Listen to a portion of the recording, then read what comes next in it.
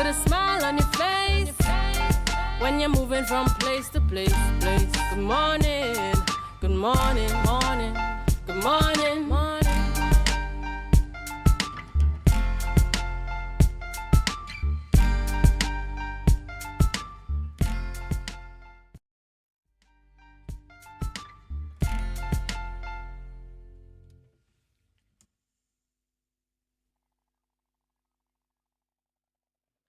Good morning, and welcome to the morning show here on Tobago Updates Television. It is Thursday, the 10th day of April 2025, and we're coming to you live from the Port Mall here in Scarborough, Tobago. I am Adana Kumbi. This is the day that the Lord has made, and we will rejoice and be glad in it. Good morning, and my name is Akinlabi Holder, and it's good to have you here with us on the Tobago Updates morning show. Adana, I know that there are a lot of persons up and excited today. Today is the big day for a lot of children and their parents. That's right. Today, 1,006 students from Tobago will be sitting the SEA examination, and this morning, of course, we here at Tobago Updates Television, we want to wish you the very, very best. We do pray God's blessings upon your life, and we do hope, of course, that as you enter into that room this morning, you remain calm. Remember your affirmations. On Tuesday, we had a guest here talking to you about your affirmations, reminding you that you can do great things. Just focus on what you have to do. Take your time, read the questions properly, and do your best. And guess what? After all of it, there's ice cream, there's movies, so many fun things happening after the exam today. Yes. So just take your time, focus on what you have to do, and it shall be well. I will continue sending shout outs to you later on throughout the program, so we do hope that the parents can allow them to just see a little snippet before they head off to school this morning and settle in to do what they have to do. Akinlabi, I know when I didn't do SEA, I did common entrance. So, you know, I still ain't not my age a little bit. I did common entrance, and it was really nerve-wracking, you know. It was nerve-wracking, and but for me, I did it. Actually, the day that I did common entrance, the day after was my birthday. So I said to myself, you know what? I'm going to do my best, and I'll pass for the school I want to pass for. And tomorrow on my birthday, as if you're getting the results the next day, right? I would get a good birthday gift. But, you know, we want to wish all the students all the very best as they head on into that exam today. Yes. Right? But before we get into all our conversations this morning, of course, we head on over to the news in 90 seconds. Thank you, Adana. Here is your news in 90 seconds for Thursday, April 10th, 2025.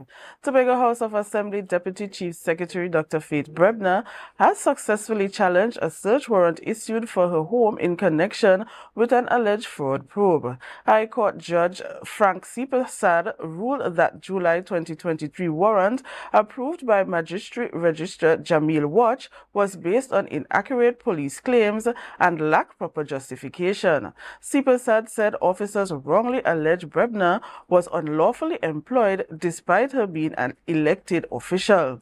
The warrant was quashed, but no compensation was awarded. Brebner was never charged during the investigations.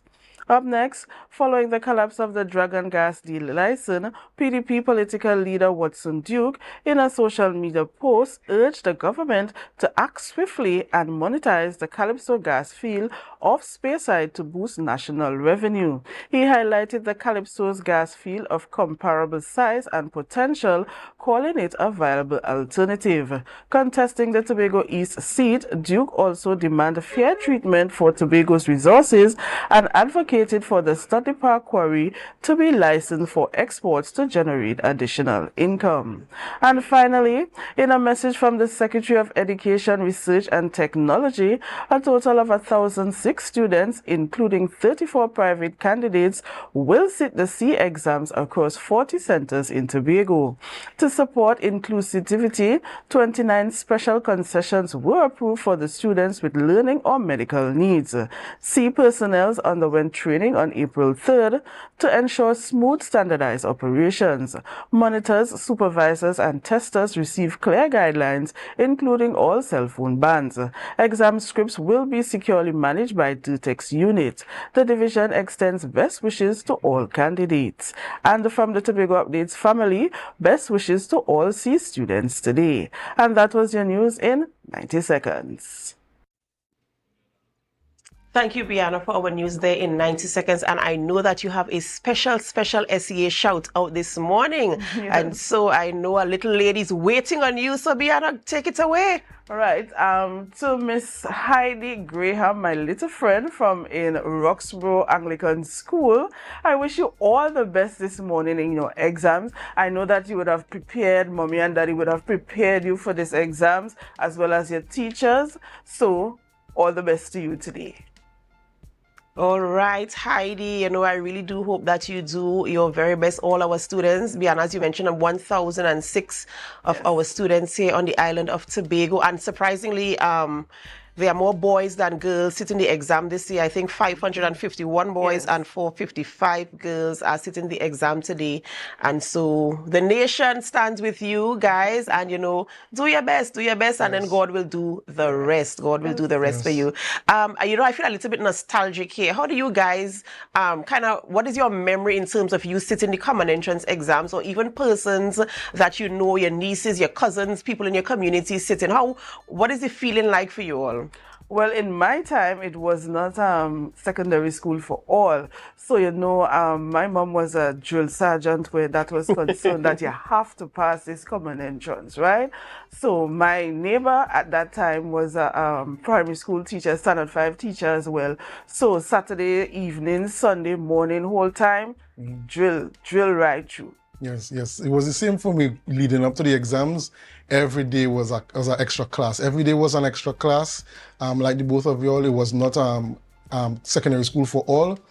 Some persons used to fail and have to repeat and that kind of thing. So there was that sort of nervousness, but it was also a very exciting time for me.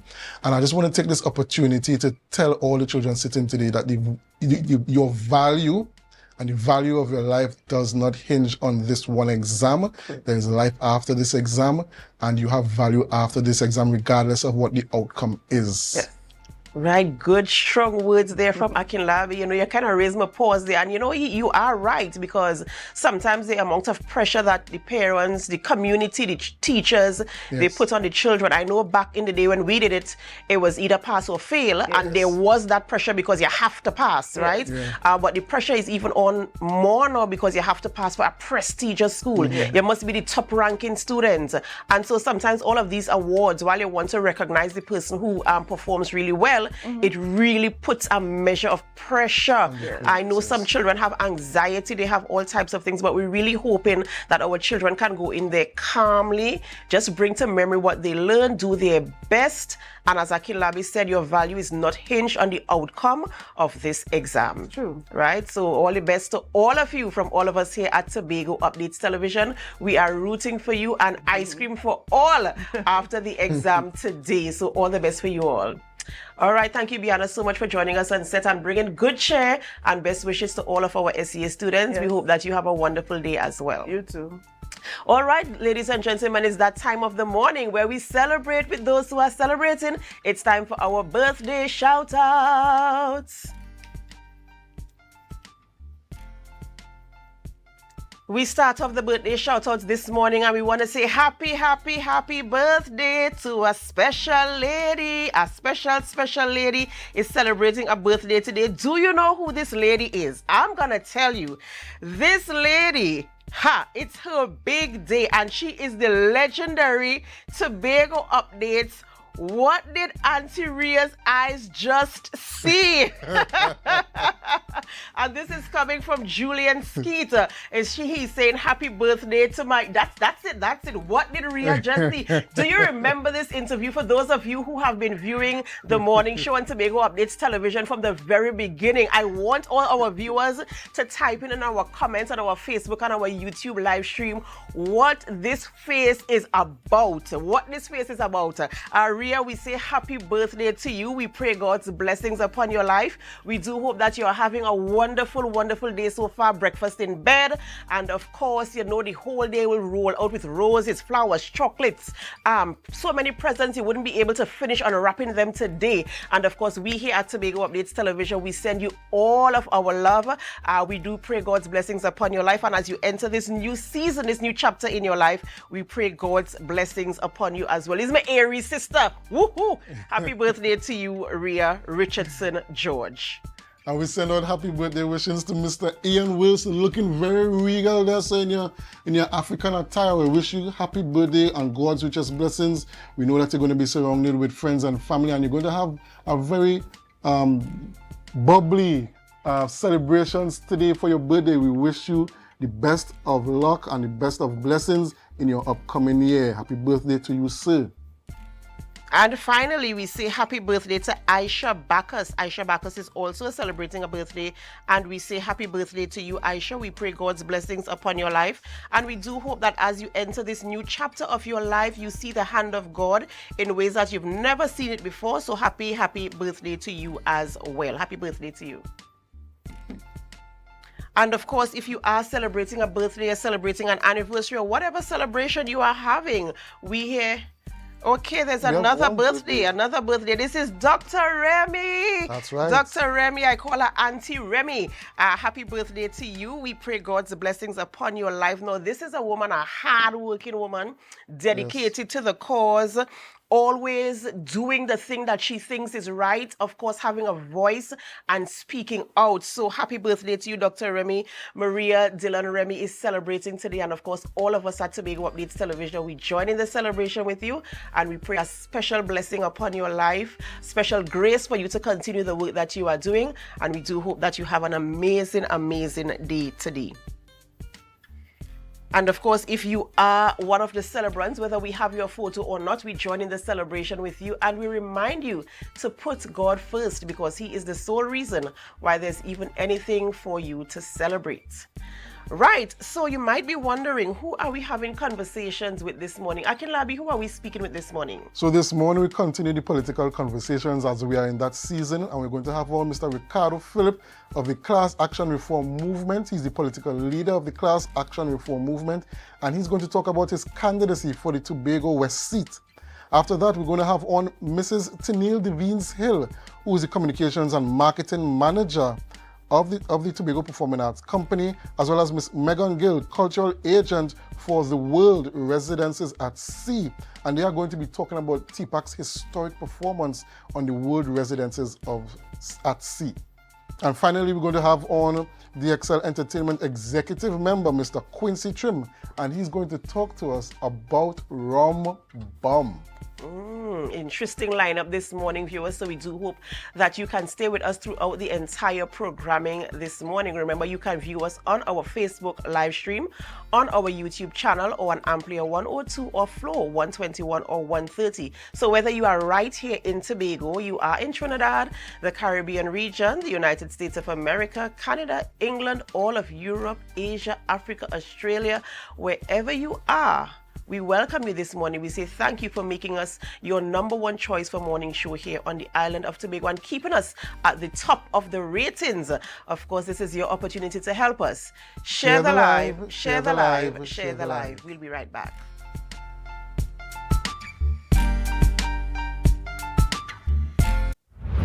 Fusion. On April 20th, 2025, the Parade Grounds comes alive for a blend of genres, offering something for all ages and tastes at Fusion. Heat me up. Only you alone could put fire back in the soul. Experience a night of great music and unforgettable vibes. Dance to the music of Kess the Band. Bubbling, it's over. Kess the Band. Kess the Band. Tell me dios, baby. Take back a dios, honey. Take back a dios, baby. Stephen Marley, Gramps Morgan, Wayne Wonder, and many more. Get your physical tickets now. Tickets are also available online at islandetickets.com. Visit TobagoFestivalsCommission.com for more info or call 639-4441. April 20th at Parade Grounds, Dwight York Stadium. Fusion, Tobago Rhythm and Soul Festival 2025. Feel the beat. Embrace the calm. Welcome to the launch of Tobago Fashion Coda 7. We are so happy to be here.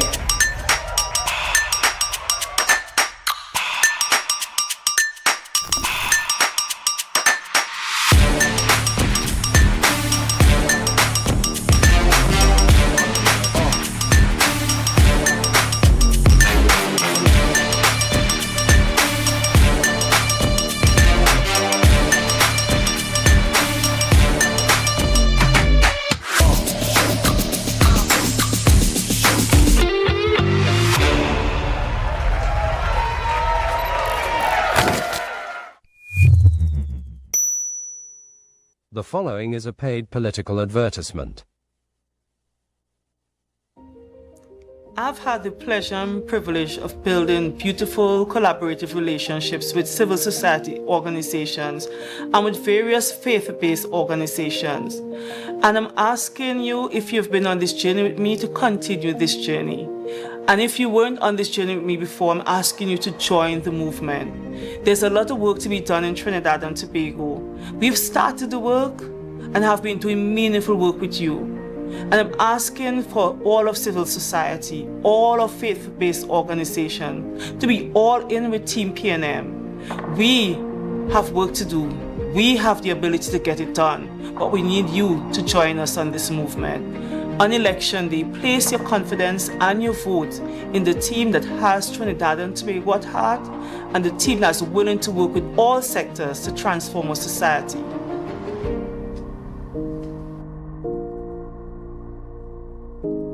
That was a paid political advertisement.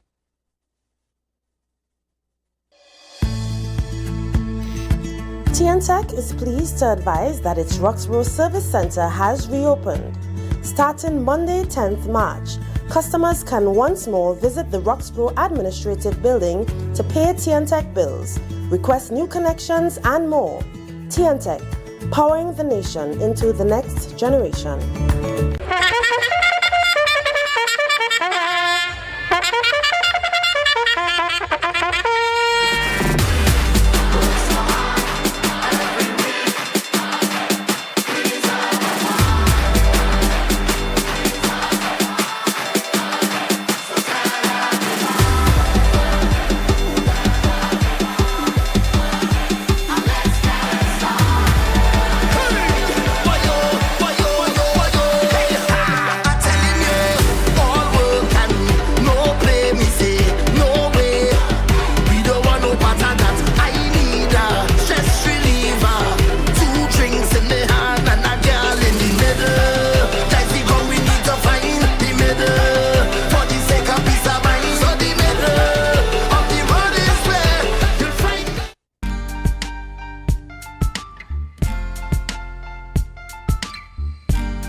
Put a smile on your face when you're moving from place to place. Good morning, good morning, morning, good morning, morning.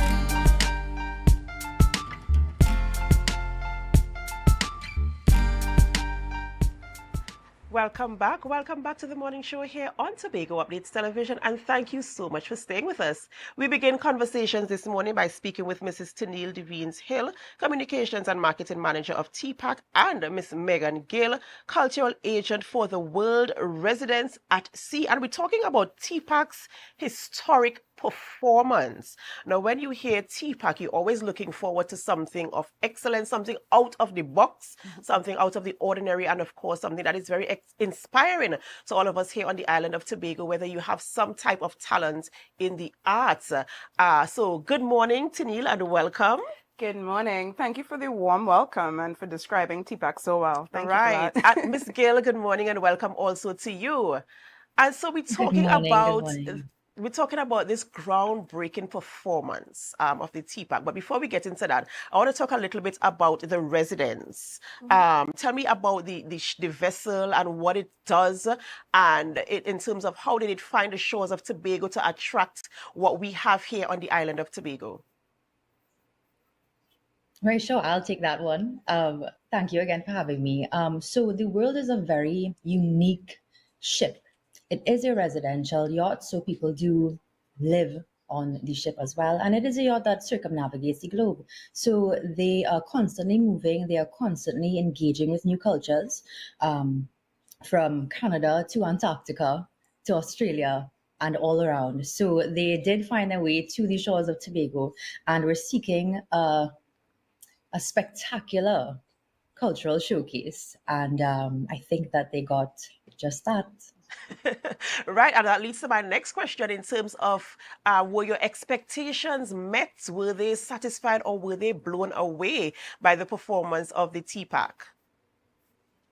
Oh man, I think that the TPAC exceeded everyone's expectations. I think that the showcase was phenomenal. it was, and I will say this, the biggest showcase that the world has ever seen, the vessel had ever seen, as well as the fact that it was the only real theatrical showcase, and a showcase that included many aspects of the art. We had dance, we had music, we had a theatrical performance.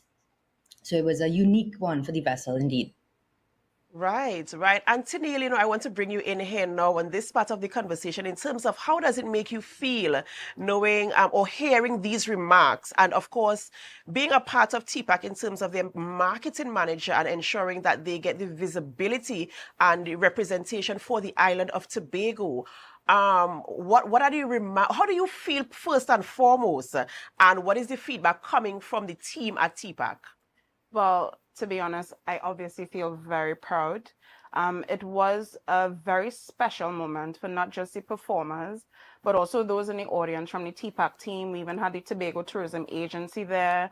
And it was such a proud moment to see our performance, our culture being accepted so well. I must admit, I was a little nervous as well, because we know that there are difficulties, technical difficulties and challenges putting on a show of this nature.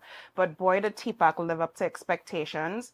And I was a proud Tobagonian, but also a very proud member of TPAC that day. Yeah. And I know that TPAC, as I mentioned earlier, they go above and beyond in terms of, first of all, coming up with concepts for delivery. And Miss Gill, Tobago our culture is so rich and so diverse. Indeed. That sometimes to capture our culture in one performance is really difficult. So, but to really put all the elements, I did not see the performance, but to put all the elements together, knowing what TPAC does, I could only imagine what the display was like there. So Tennille, in terms of preparation, getting the team together, coming up with the concept, the costumes, the scripts and whatever you had to pull together, what was that preparation like?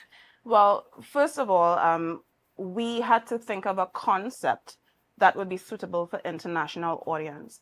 But because we are Tobagonians, we also took it as an opportunity to package our culture and everything that we're known for beyond the beaches we're talking about. So this particular initiative, we try to bring together everything from the Tobago harvest, Tobago carnival, the rainforest, the beaches, the people, the dance. We thought to ourselves, how do we package Tobago in something that can be consumed by international audiences where they could understand us and also appreciate our culture and want to come back. And again, we were successful. So the production was really about the 8 mystiques of Tobago. And this was a production that was written and directed by our very own multi-talented Ray-Sean Pear, the artistic director at TPAC.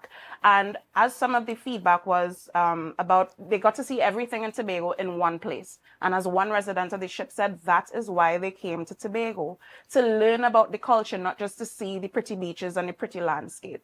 So the production process was about finding ways to package Tobago in one way, in a way that international audiences could understand, but also in a way that's still authentic to Tobago, so that we're still not losing the heart of what makes us Tobagonian. And, after, that type of preparation and, ensuring that the culture of Tobago is represented in that type of way, and now having to do this production aboard the yacht, Ms. Gill, in terms of the technical aspects of the production, what did it take to ensure that everything was available to support the delivery of this production that TPAC did up aboard the vessel? Right. Well, it was a heavy lift because it was such a big production, and we had to coordinate it remotely. So above all, we had to make sure that everyone was on the same page and that we understood things like the dimensions of the space, the specifics of the space, the width, the depth. And so all of this had to be communicated clearly. We had a number of video calls because I'm in Trinidad, TPAC is in Tobago, and we didn't get a chance to meet up until coming down right to the very end to the dress rehearsal. So a lot of it had to be done remotely.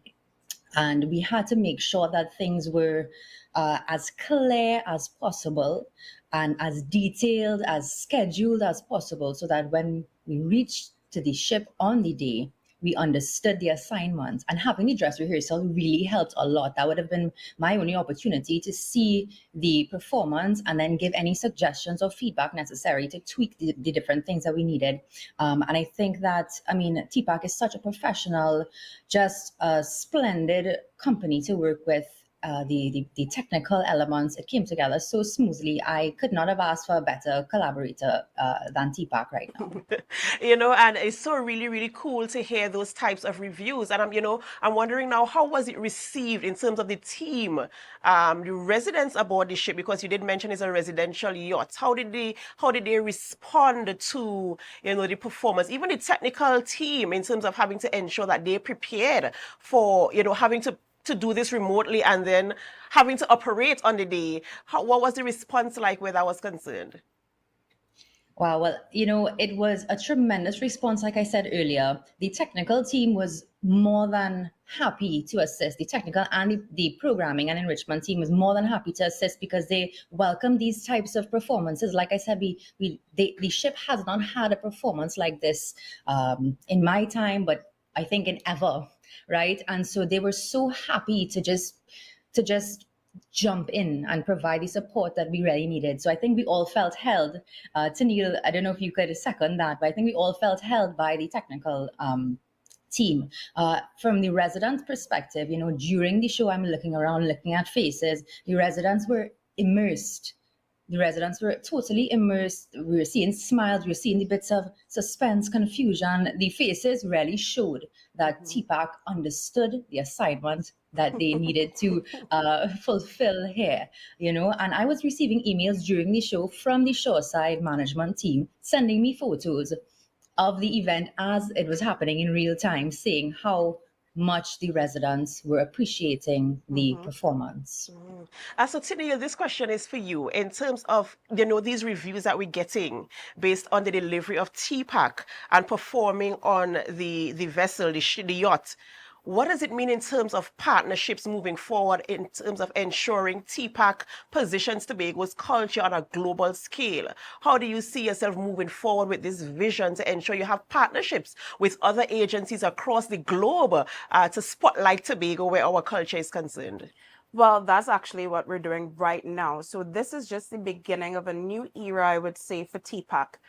Because we were in the business, of course, of training residents, putting on local productions. But a huge part of our mandate is to also develop the creative economy and to export Tobago's culture. So this show, for example, was really establishing the fact that Tobago does have a strong cultural product, and we do have internationally ready productions, artists, and even technical teams on the island. So for us, right now, I won't give too much because I might come on another show and talk about it, but we're exploring a lot more opportunities right now in the US. We actually just had one of our music coordinators come back from St. Thomas, where again, we're in the business of exporting the culture. And this would mean a heavy partnership with our sister agency, the Tobago Tourism Agency Limited, because I don't know if you know this, and Tobagonians should know this, but a huge part of our tourism product is local culture, people, and heritage.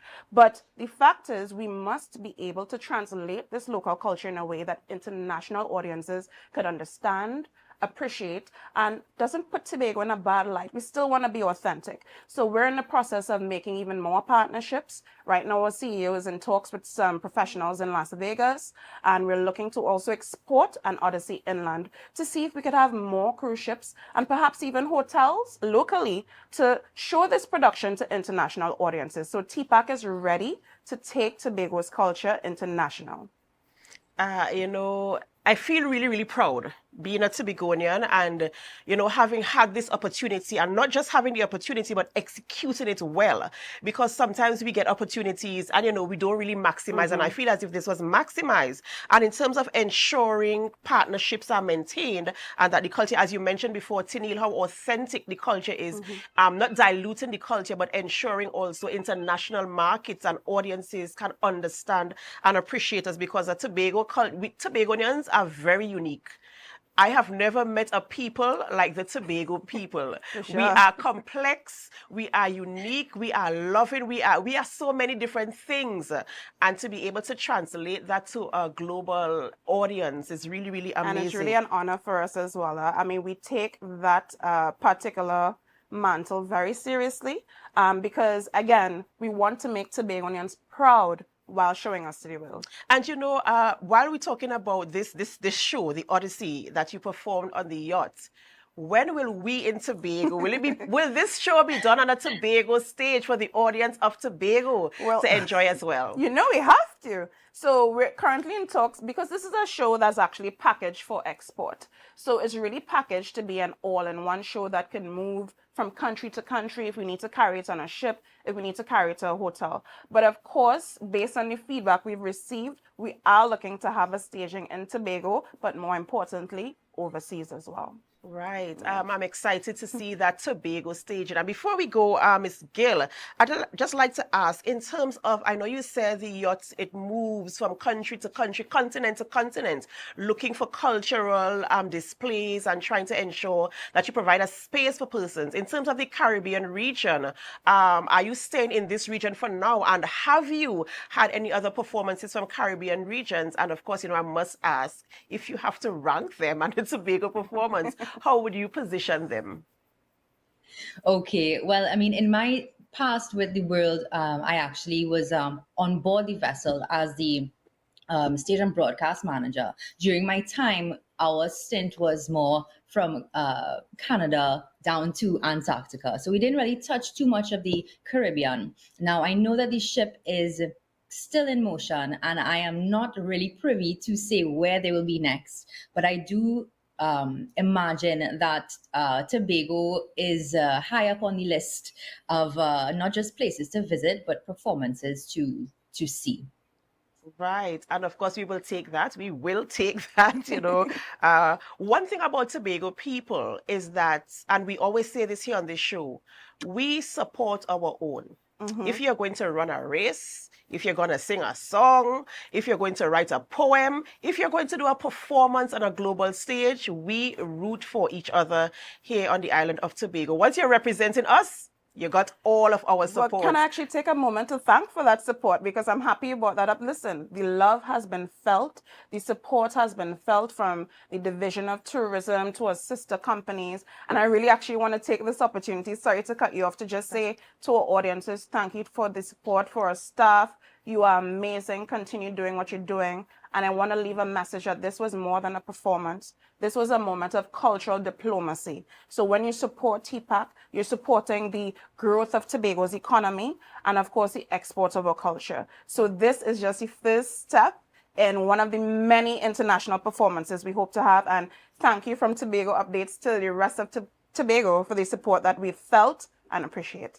Of course, and indeed a pleasure, of course. And I wish we had so much more time to go through, because I really am excited to have conversations of this nature. And I look forward, of course, to future partnership with the Resident Yacht and also with other global agencies that will highlight and spotlight Tobago. And I wish both of you the very, very best as you continue in your mission to ensure cultures across the globe for you, Ms. Gail and Tennille, that the Tobago culture has that international stage as well. So all the best, and thank you guys so very much. Thank you. Follow us on Facebook and Instagram for more updates from TPAC as well at Tobago Performing Arts. Thank you so much, everyone. All right, all right. Ladies and gentlemen, we have to go for a short break before we continue conversations this morning in studio. And as we go, we invite you to help us. Share the live, share the live, share the live. We'll be right back.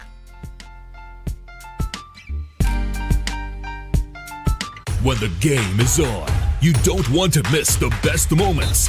With AMPLIA TV, you can enjoy our ultimate sports package and watch your favorite games on the go. Stay connected and informed with sports news, scores, and stats with AMPLIA's fastest internet speeds. Up to 1 gigabyte fiber internet, you can stream riveting football action, cricket, NBA games, and much more. With AMPLIA, it's game on. Visit amplia.co.tt or call 800-4663. AMPLIA. Do more, live more. The following is a paid political advertisement. In the Savior's love. Oh, the anchor,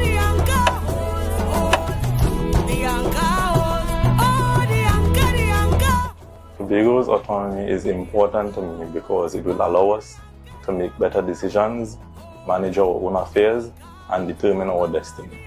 Well, all these things tie back into our own push for autonomy, the push for our right to determine. It also requires policy changes. So without a seat at the table, these policies will remain the same, and we will never get a fair share of what we actually deserve. With hope and courage, 'cause God will be our guide. Expect the way. I feel the hurt by this because I would have gone through this experience as a landowner. I know Tobagonians go through a lot when it comes to this because many a times it takes very long to get issues like these sorted out. So all these things require some policy change. On April 28th, vote TPP. That was a paid political advertisement. You've heard a voice on the radio, seen her in your worship, and have sung her songs during your time of praise. Sinesh. Everybody now, let's go. Sinesh comes to Tobago for Melodies from Heaven on April 17th. The Shore Park Complex alights with praise and worship from 6 p.m. for Melodies from Heaven featuring Sinesh. I shall not want. The Lord has provided. Samuel Madas. You'll be the only one who's excited to call your name. Positive. Me never could have changed my mind. Blessed Messenger. Give blood of Jesus over your family. Renee Fortune and many more. From my head to my feet. Get your physical tickets now. Tickets are also available online at islandetickets.com. Visit TobagoFestivalsCommission.com for more info or call 639-4441. April 17th at Shore Park Complex. Melodies from Heaven. Tobago Rhythm and Soul Festival 2025. Feel the beat. Embrace the calm.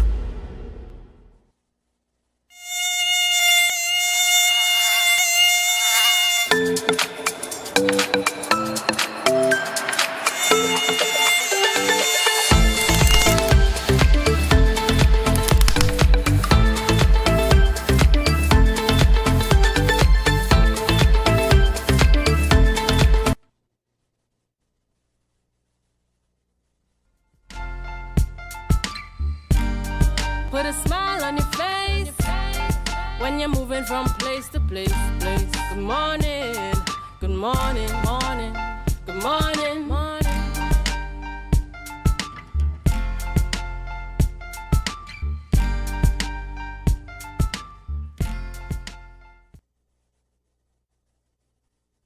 Welcome back to you, our viewers. We are here at the Tobago Updates studio for the Tobago Updates morning show, and we have on set with us Mr. Ricardo Philip, the political leader of the Class Action Reform Movement. Good morning, Mr. Philip. Good morning, good morning, good morning, Tobago, Trinidad, and thank you for the opportunity for me to be here this morning.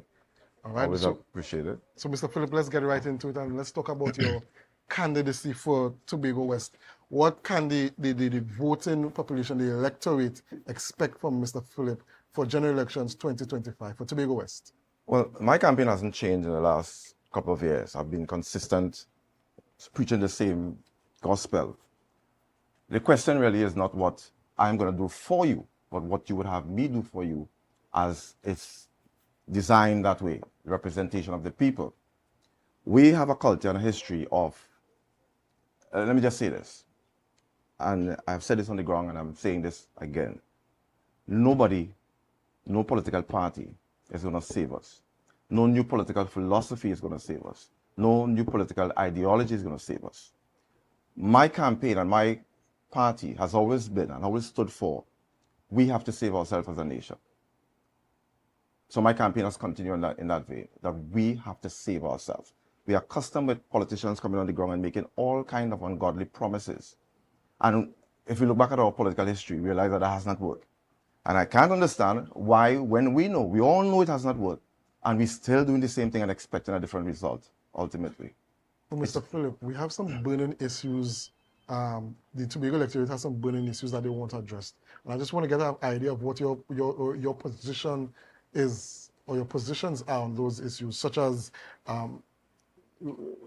constitutional reform, the THA bill coming forward, as well as a greater share in the national resources of the petrochemical resources that are within Tobago's waters.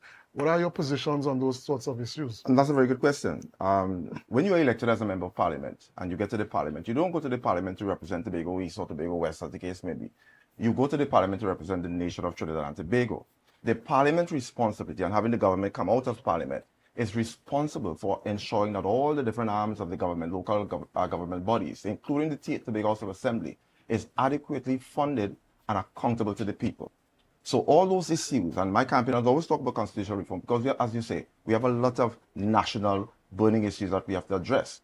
But when you have the parliamentary politics or the parliaments and the government is competing with local arms of government, you have challenges. The Tobago House of Assembly should be one responsible for the day-to-day operation and day-to-day management of Tobago, and the larger issues, constitutional reform, and again dealing with the energy sector and so on, are the responsibility of the parliamentary representative. Like Trinidad, Tobago has to be included in all those discussions.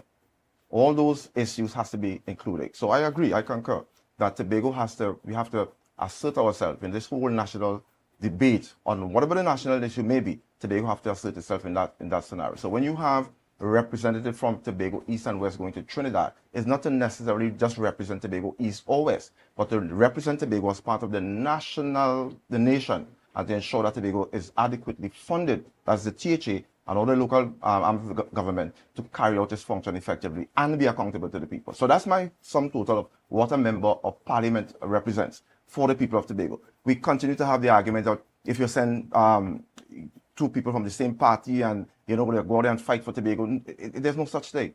The Constitution does not allow for us to come and just fight for Tobago. When you go to Trinidad as a representative, you have to deal with issues that pertains to Trinidad as well. And therefore, you have to ensure that Tobago is equitably represented in the whole national debate and discussion and anything that is being offered available in the country. Well, I guess that would have been a similar response to the question I was bringing up next, that persons may see you as an independent candidate and they may see that voting for you may not bring the most benefit, might not be the most strategic decision, as you might be a lone soldier in the parliament fighting for Tobago or whatever Tobago needs. But I guess you would have responded in a similar way to a position like that. Well, just to add that, I mean, it takes one man to start it, but it takes a whole nation to carry it. And let me start it. I have no problem with starting it. The issue here is that you're not supporting me. I have never come to the forefront and say, well, support me or vote for me or follow me. What I'm actually doing is trying to change mindset. And changing mindset is not an overnight thing. That doesn't happen in one election, two elections. And that's why I'm consistent, because I understand the challenge that we face. We have been indoctrinated with dependency and hopelessness for decades. And I don't expect one or two elections would change that as far as I'm concerned. So there was never a call to support me in any election campaign, vote for me. But let us build this nation in the right way. Let us transform this country. I can't do it alone. Alone can start it, but alone can't do it. Let us transform this country, and it takes all of us to do that. So if one wants to continue to vote for something that has not worked in the past, something that will never work now, then the choice is yours. But for me to say, all that I can say on this matter is that you're not supporting me. Let's all support ourselves, because as I said before, no political party is coming to save us. No new political philosophy or ideology is going to save us, but we have to save ourselves. And that's what I represent. I represent the notion that we are the only ones to save ourselves. God has given us all the tools that are necessary to work out our own salvation, and we need to take that seriously. So then you can make the argument now that your primary goal is not necessarily to seek office, but to bring about a mindset change to the populace? Well, it's twofold. I mean, you get into election campaign and the objective is you want to win your position. But I also believe strongly that you have to fix it from the outside. And one of the reasons why we struggle with the same thing over and over is because when you promise the people you're going to do good on their behalf and you get into the party politics, you have to toe the line. And therefore, your individual desires. I've seen good people get destroyed by that kind of rationale, that you get into politics thinking that when you get in there, you're going to do good for the people, and then you have to follow that culture. You can't go against that culture. And that's why I've chosen to walk this path. It's a lonely path, it's a difficult path, but it's the right path. Because if you don't do that, then what we'll be doing, and as we do election after election, is just replacing one oppressor for the next. That's really what we're doing here. It's just a perpetuation of the same thing, the same political philosophy and ideology that all the other parties are subscribed to come originally from the PNM and the UNC type of politics. And if you repeat that, I don't care what you call yourself, a new party, you call yourself PPO, PPA, it's going to be the same thing. So we have to change that. How do we solve the problem? We as the people have to start communicating with each other. Public referendums on all the important issues. The same constitutional reform. We have to, and not the government, or not the political party hosting that. Those are civil society responsibility. I've said this before. These are the areas that we need to go. Let's start having this discussion. The Tobago autonomy bill. You have to get the people involved with those type of discussion. They are the ones to carry the narrative. How do you represent the people when you have no idea what the people want? Right. That's the struggle we face. So just to shift a little bit, in your observation of the day-to-day lives of the persons within the Tobago West constituency, what do you think are the most burning issues within the constituency that the people really want addressed? People looking for leadership. And that is something that we have failed as a country, and not just in Trinidad but in Tobago. We had no leadership in the past, and everybody's just surviving. Opportunities. My position is this: as government officials and politicians and what have you, your duty is to create the opportunities. I think Tobago is well ready. The people of Tobago is more than ready, whether it's in the east or the west, or what have you, is ready for opportunities. And the emphasis has to be developing Tobago in terms of economics and creating the opportunities. Government response is just to manage those areas. Create the opportunities, and the people will shoot off on their own. You don't need to give up, a man a fish. You're going to teach them how to fish, as they were saying.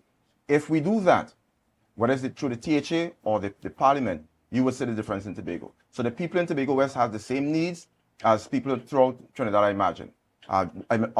Employment issues, road issues, opportunities and so on. So that is what we need to fix. We need to create the opportunities and allow the people and the ambition to take control of that.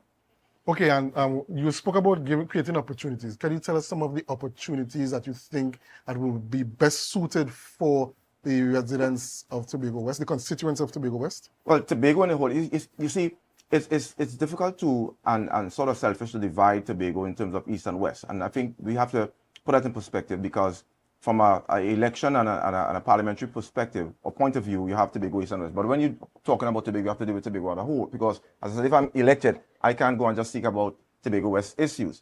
If you're creating employment opportunity, you have to create an employment opportunity for Tobago in its entirety. So I'm saying here that, again, what the young people are concerned with: opportunities, job opportunities, career opportunities. People want to own homes. People want to be able to build their family and do business and pursue their ambition. Should be able to match the ambition of the young people. We have not done that. And so those are the issues that I would address. Those are important issues. If you want a shirt and a pants, that shouldn't be my problem. My problem is to give you the opportunity that you can pursue those things on your own. If you want to build a house, that should not be my problem. I'm supposed to give you the economic opportunity that you can pursue those things on your own. And that's how we build a nation, not by handout and help out. And that's the politics on the ground. They're on the ground right now promising people, making all kind of ungodly promises to people, only to realize after election they cannot fulfill. They know that they can't fulfill these promises. So, Mr. Philip, I don't want to ask you to create any promises, but I want to nail you down on some of your more specific positions on some of the burning issues. I want to revisit what we were talking before. Sure. THA reform, constitutional reform, and increased autonomy for the Tobago House of Assembly, and the burning issue of Tobagonians wanting a greater share in the oil and gas revenues that are considered in Tobago's waters. What are your specific perspectives and your policy positions on those sort of issues? Right. So let me just say, I think Tobago has not been equitably benefited from the relationship with Trinidad and Tobago. Having said that, you have to understand how the thing works. There is no such thing as Tobago oil and gas. There is no such thing. People talk these things politically and mislead people. It's a setup. The reality is that the resources of Trinidad and Tobago, or the resources of Tobago, belong to the people of Trinidad and Tobago, and vice versa. That's the reality. Let's deal with the reality. If you want to talk about Tobago oil and gas in the future, then we can have that discussion based under some other umbrella. But for now, you cannot talk about more share in the oil and gas and so on. It doesn't work like that. When the resources is pooled together, that's the reality, and this is what we have to work with. When the resources pool together, and they say we're giving the Tobago House of Assembly $4 billion, or you want to negotiate for more, or let's negotiate for more, the case may be. That is what you have to work with. The other option for economic development in Tobago is that when you get this money from the central government, because I don't think that reliance on that money there is adequate to help develop Tobago. You have to now help develop your private sector. That's what you're going to emphasize. So when you talk, we cannot have the discussion. As much as it sounds as something that's significant and important and intelligent, we cannot have the discussion about Tobago oil and gas because there's no such thing. It doesn't exist. And let's deal with that. The truth is, when you are sincere and honest with the people, you liberate them from the kind of slave thinking that for some reason, Tobago could go to Trinidad and say, hey, we want more money from the oil and the gas. Well, we want more revenue, yes, for Tobago. And that's what we have, the channel we have to go to ensure that we get that. Not from oil and gas. The autonomy, the constitutional arrangement for Tobago does not allow for us to debate or to have a discussion based on whether the new act or the past act to debate autonomy for Tobago. There's no plenipotentiary powers that Tobago has at this point in time. Tobago is under a constitution that is governed by Trinidad and Tobago. So it's a local arm of government. That's what the Tobago House of Assembly in this current state. I don't care what you do, how they improve it and how they give you more authority and so on. It's not an autonomy discussion. It's not an autonomy bill. So what is the discussion really about? The discussion really is about more power. It's a power struggle between, Trinidad and Tobago. It's a power struggle and the people have gotten caught up in that. As a matter of fact, in some instances, people don't even understand what's taking place with that. But some people argue that more power equals more autonomy. No, more power doesn't necessarily. More power could also interpret as more abuse. We had to deal with those issues. More power could also be interpreted as more abuse. If you want to talk about more power for Tobago, then you have to talk about more protection and guarantees for the people. Powers come with protection and guarantee, constitutional protection and guarantee when you talk about more power. So don't come and tell me, give me more power because I'm a patriotic Tobagonian and I want to do better for Tobago. Then you don't have those checks and balances in place. All right, Mr. Philip, we want to thank you very much for coming on with us and sharing your political views, and we wish you all the best in your campaign. Thank you so much for having me. All right, then. Nice. Ladies and gentlemen, we're going to take a brief break, and we will come right back, and we'll have one executive member of DXL Entertainment, Quincy Trim, and he's going to be talking about Rumbum. But before we go for the break, do us a favor, share the live, share the live, share the live. We will be right back after these brief messages.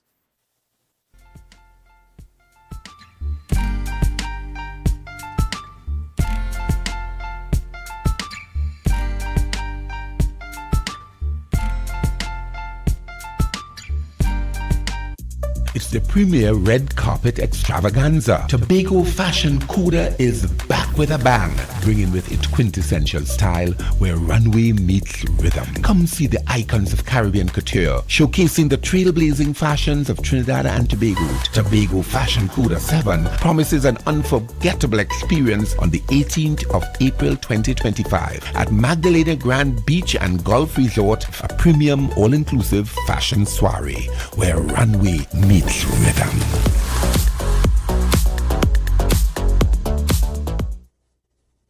The following is a paid political advertisement.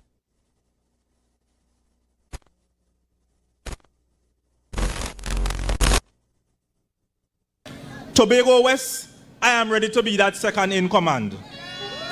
I am ready to lift the anchor and sail directly to Port of Spain, not to blend in, but to speak out, not to follow, but to lead.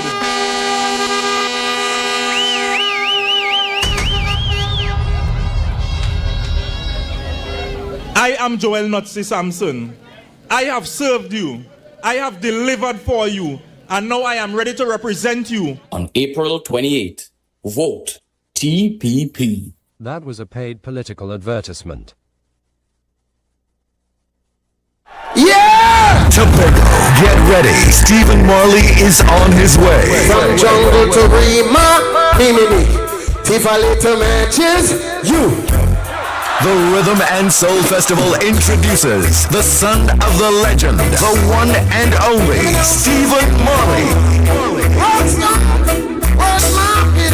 Experience the Marley Dynasty live at the Dwight York Stadium at Fusion, Easter Sunday, April 20th. The Kings reunite on one stage. Stephen Marley. Graham Smogan. Have I shown you? Wayne Wonder. Got somebody, she is a beauty. Cats the Band, and many more. This song she Tickets are going fast. Follow Tobago Festivals on Facebook and Instagram. Or call 639-4441 for more info. Fusion, April 20th at Parade Grounds, Dwight York Stadium. The Tobago Rhythm and Soul Festival. Feel the beat. Embrace the calm. Coconut's Cafe, the buffet restaurant that specializes in all your tasty local dishes. For breakfast and for lunch. Breakfast includes coconut bake and sada roti, served with chokers, bull joil, and sausages in tomato sauce. Not forgetting beef and cheese pies, shepherd's pie, macaroni pie, and rice in various styles. Meat served in a variety of flavors, garden salads, and pasta salads. All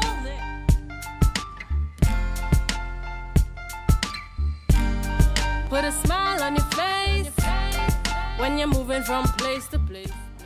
Welcome back to our viewers to the Tobago Updates Morning Show. Before we get into the interview, we want to go to our photo of the day. Yes, and the photo of the day will be coming up right now. The photo of the day, can you tell us where this photo came from? This photo was submitted by Mr. Rashid Zihar. Was submitted by Mr. Rashid Zihar, and at the end of the programming you could tell us where this photo came from. We'll reveal the answer at the end of the show, but give us your answers in our Facebook and YouTube live chats. All right, so we're getting into the interview now, and we have on set with us Mr. Quincy Trim, executive member of DXL Entertainment, and he's here to talk about Rum Bum coming up this Easter weekend. Good morning, Mr. Trim. Good morning, how are you? I'm quite fine. And I know DXL has been in this space for quite some time, a couple of years, and is a well-established brand in the entertainment space. So just tell us about what is Rum Bum and what people could expect from Rum Bum. So yes, DXL Promotions has been in existence since 2017. This is our 8th year, and a very special year for us. Rum Bum, the name is a little bit misleading, but right. Rum Bum is really our take on a drinks inclusive, trying to take you on a, I won't say an alcoholic journey, but definitely a journey of consumption of beverages. Rum Bum, this year we changed our venue from the Buku Historical Park to 4 Acres Villa in Bonaccord.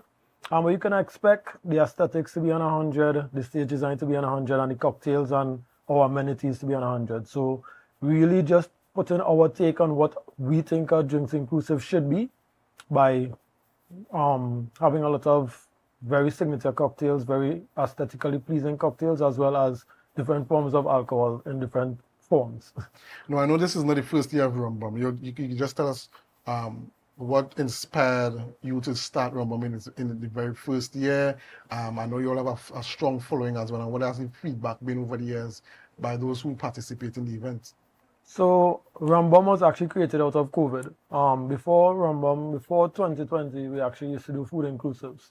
Right. And we sat down in 2021 just before the opening of the entertainment industry, and we decided that we'll give a try at our drinks inclusive. Rum Bum was created really to be a beach party, but we saw a gap in the entertainment sphere over the Easter weekend, with Hush not being the marquee event anymore, and we saw that there was a need for something or some event where persons can dress up and really feel the Easter spirit, because historically in Tobago, Easter weekend is a dress-up weekend. Everybody knows that. Our culture is to dress up on the Easter weekend, and Rum Bum provides that avenue for them to dress up. Okay, and in terms of the elements, do you have special entertainers? Give us the cast of DJs, that kind of thing. So this year we have a special guest artist. I won't name the person, but definitely you all could look forward to that artist. DJs, we have a few DJs from Trinidad. One of the headliners is Elon, aka Papi. We also have Starbright and Echo. We have Chucky Ray-Ban. We have local DJs like 3D, Snoopy, All-Star Aaron. We have a fully loaded cast, but I think the beauty in Rum Bum is the aesthetics of the event. So this year we are taking a trip to the Pyramid of Giza. As I said, this is our 8th year, so we really want to take you all on a journey. And the journey really is to take you all to 7 different points in the world. So this year we're actually doing 7 events to mirror those trips. Rambam 2025, sorry. Right. Now I know that DXL does a lot of stuff. Apart from Rambam, what could people expect from DXL in the coming year in 2025? So this weekend actually we have a cricket tournament. We are going to be participating in Nazis Fast 5. Okay. We have successfully won Nazis Fast 5 for the last 3 years, our DXL Spartans. We also just finished sponsoring the Tobago under-19 cricket team. Besides that, we have, right after Rambam, our first, marquee event or marquee promotion is really the scholarships. The 2 scholarships we give to the Bonacourt Primary School. After that, you can look forward to our event after summer, August the 2nd.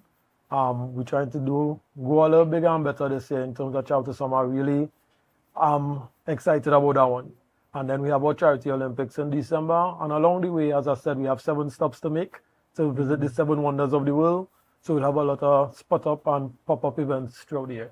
Okay, all right. Thank you very much for being with us, Mr. Trim. But before you go, just tell us, look at the camera, look into the camera and give them the information, how much for the tickets, location again, where they could get the tickets, that kind of thing. So Rambam 2025 at 4 Acres Villas. Right now you could get tickets, a special ticket bundle at Digicel, Shirvan, for $250. You could get a Rambam ticket, as well as a free weekend plan. You could also get tickets at Hysteria Dutch Fort, exclusive boutique in Canaan, via the page at the XL Promotions, and also via any committee member. All right. Thank you very much, Mr. Quincy Trim, for that. Coming up on the 18th of April, Rambam. So get your tickets. It's promised to be an exciting affair. We're going for a short break, and when we come back, we will talk with Miss Vonetta Watkins, and she'll be talking about Fashion Quarter 7. But before we go, do us a favor, share the live, share the live, share the live. We'll be right back after these messages.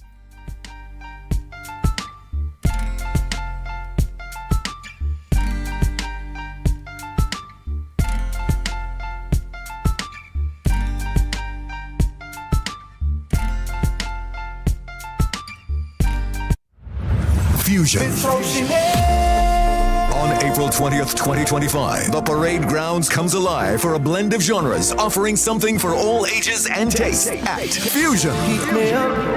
Only you alone could put fire back in the soul. Experience a night of great music and unforgettable vibes. Dance to the music of Kess the Band. Kess the Band. Kess the Band. Tell me dinos, baby. Take back a dinos, honey. Take back a dinos, baby. Stephen Marley, Gramps Morgan, Wayne Wonder, and many more. Get your physical tickets now. Tickets are also available online at islandetickets.com. Visit TobagoFestivalsCommission.com for more info or call 639-4441. April 20th at Parade Grounds, Dwight York Stadium. Fusion, Tobago Rhythm and Soul Festival 2025. Feel the beat. Embrace the calm. The following is a paid political advertisement.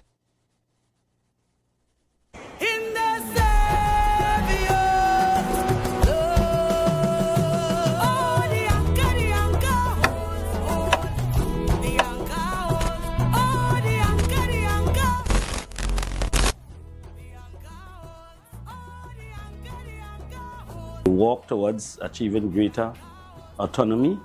That is a number one issue for me. Let us establish boundaries. If you have 2 sons and you call them and said, look, this piece of real estate is for you all, you would not have to prompt them into getting a surveyor to establish boundaries.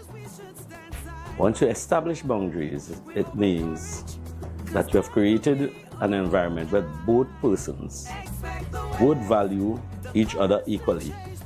If you create, you manufacture, you innovate, it means that you'll be doing a whole lot of things for yourself.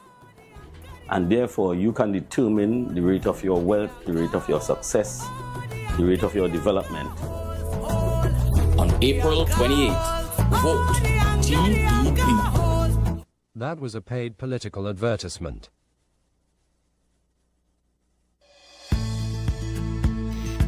TNTech is pleased to advise that its Roxborough Service Center has reopened. Starting Monday, 10th March, customers can once more visit the Roxborough Administrative Building to pay TNTech bills, request new connections, and more. TNTech, powering the nation into the next generation.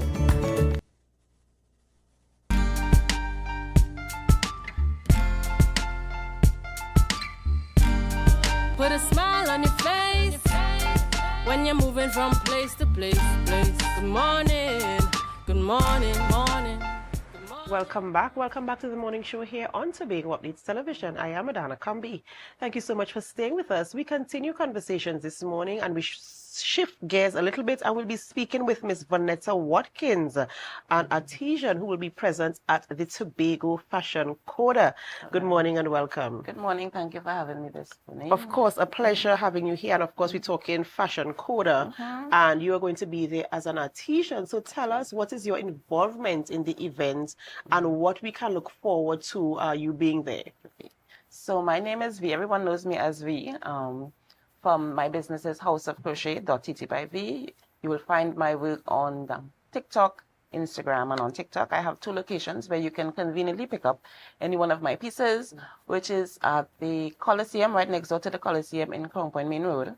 Also at Porsche Collections, Grand Bazaar, you can pick up any one of my pieces, right? So I specialize in handmade crochet items.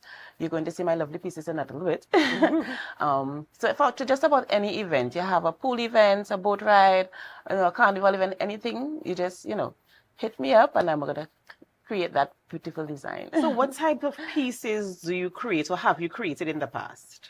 I did a wedding dress for a lady before. A wedding dress? A wedding dress. But she had a beach wedding, so that wasn't extensive to see. Well, that was a lot of work. So I did a wedding dress. I did pieces for persons, as I said, for carnival events, for shoots, model shoots, just about anything. I also did some work with Red Runway just about 4 years ago. That was a fashion show in Trinidad. All right. And in terms of crocheting, because crochet is an art, what is the industry like in terms of ensuring that you can secure clients and repeat clients, return clients, or even referral clients, and also booking engagements at events like Fashion Coda? Yeah. So the crochet industry in Trinidad is actually getting very big. We have a lot of talented persons out there doing a lot of excellent work. It is up to the individual to really push their work and to market themselves so that people will see, the type of quality what we are pushing. Yeah, so for me, I do a lot of marketing, especially on the TikToks. And the work is coming in. It's coming in fine, especially around, Tobago is very seasonal. So carnival time, I'm going to have a rush. July, August, there's a rush coming in, and Easter, of course. Yeah. And I'm seeing some of you, if you look on the screen, you will see some of the pieces. Well, our one piece here. Oh, there we go. Pieces done by Miss V, Miss Vanessa. Crochet. And it's so diverse, as you mentioned, that crochet is actually blowing up in Trinidad and Tobago. And people, I know a long time, you used to think that crochet is just for your chair backs or your armrest. But now, crochet is fashionable. I mean, look at this orange piece. This is really, really beautiful. And you can really design, you can have so many different designs in terms of crochet. What got you into liking and starting and even designing outfits in crochet? Well, I started crocheting at 9, but that, as you said, back in the days was just chair backs and stuff like that. But my daughter actually started the business during COVID. School was closed. She was only 15 years old. And she's like, Mommy, I'm going to start this business. And she started it. She started on Instagram and she started to show me how to do the little underwears and the bras. And I just kicked off after that. Because she got relaxed and she didn't want to do it too much as a business. But then I stepped forward. I said, Gail, this have a lot of potential for a business. So I went forward with it. And you have a steady and solid clientele in terms of the demand. I have my returning folks that will always, when they have stuff coming up, they message me or call me in advance. Miss V, I need this or Miss V, I need that. So what specific types of pieces will we be seeing at the Fashion Coda? Fashion Coda got a nice mixture of elegance. I have some nice flowing dresses. You'll also get beach type wear. Yeah, that's mainly what I have so far. I didn't really prepare much in advance to see what the things that I would have liked to put out this year. But God's willing, next year I'm going to have, some really, really, beautifully designed dresses and All other right. items. So, and you're excited, of course, about the course I events am. taking place. I am. Yes, I am. Right. We do, of course, wish you the very best as you continue to, produce unique pieces using crochet. And we do hope that the event brings more clients for you Thank and you more so much. recognition where your art form is concerned. Ladies and gentlemen, thank you so much for staying with us this morning as we went through discussions right here on the morning show on Tobago Updates Television. But before we go, did you guess the photo of the day? Did you guess the photo of the day? The photo of the day this morning was submitted by Rashid Zaire. And do you know where this photo was taken? This photo was taken in Speyside, Tobago. Yes, did you guess it? We're hoping that you did, that you were able to guess it. We must say, of course, thank you so much for staying with us throughout the entire morning show. This is where we have to end the morning show, but of course it's not where we end our program, and we head on over to GMT with Candice Jackson. So stay with us, and as you stay, we invite you to help us share the live.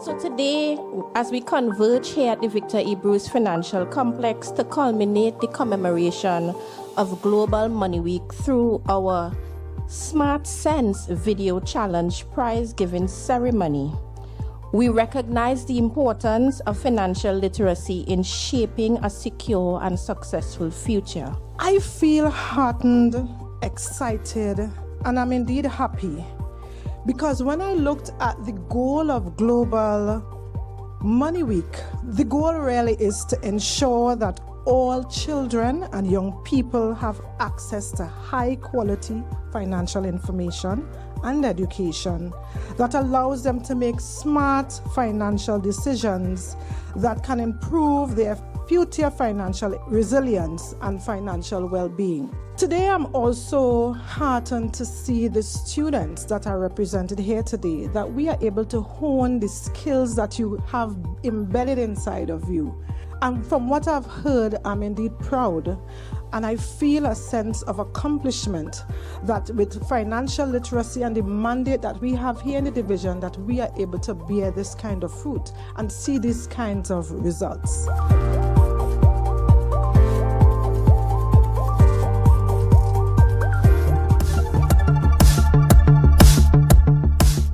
That was a production of the Department of Information, Office of the Chief Secretary, Tobago House of Assembly.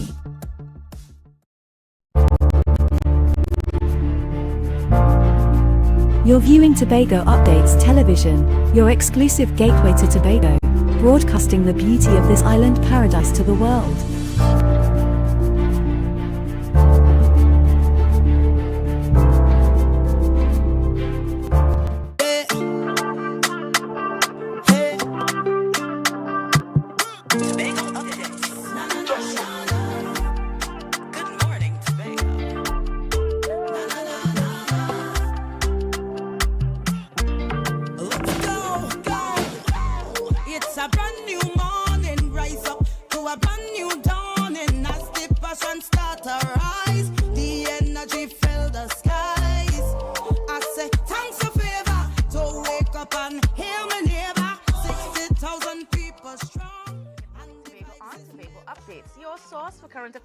Tobago, Trinidad, and the region, with the perfect conversations to complement your morning routine. I am Candice Jackson, and let's get started with the news in 90 seconds for Thursday, 10th April 2025.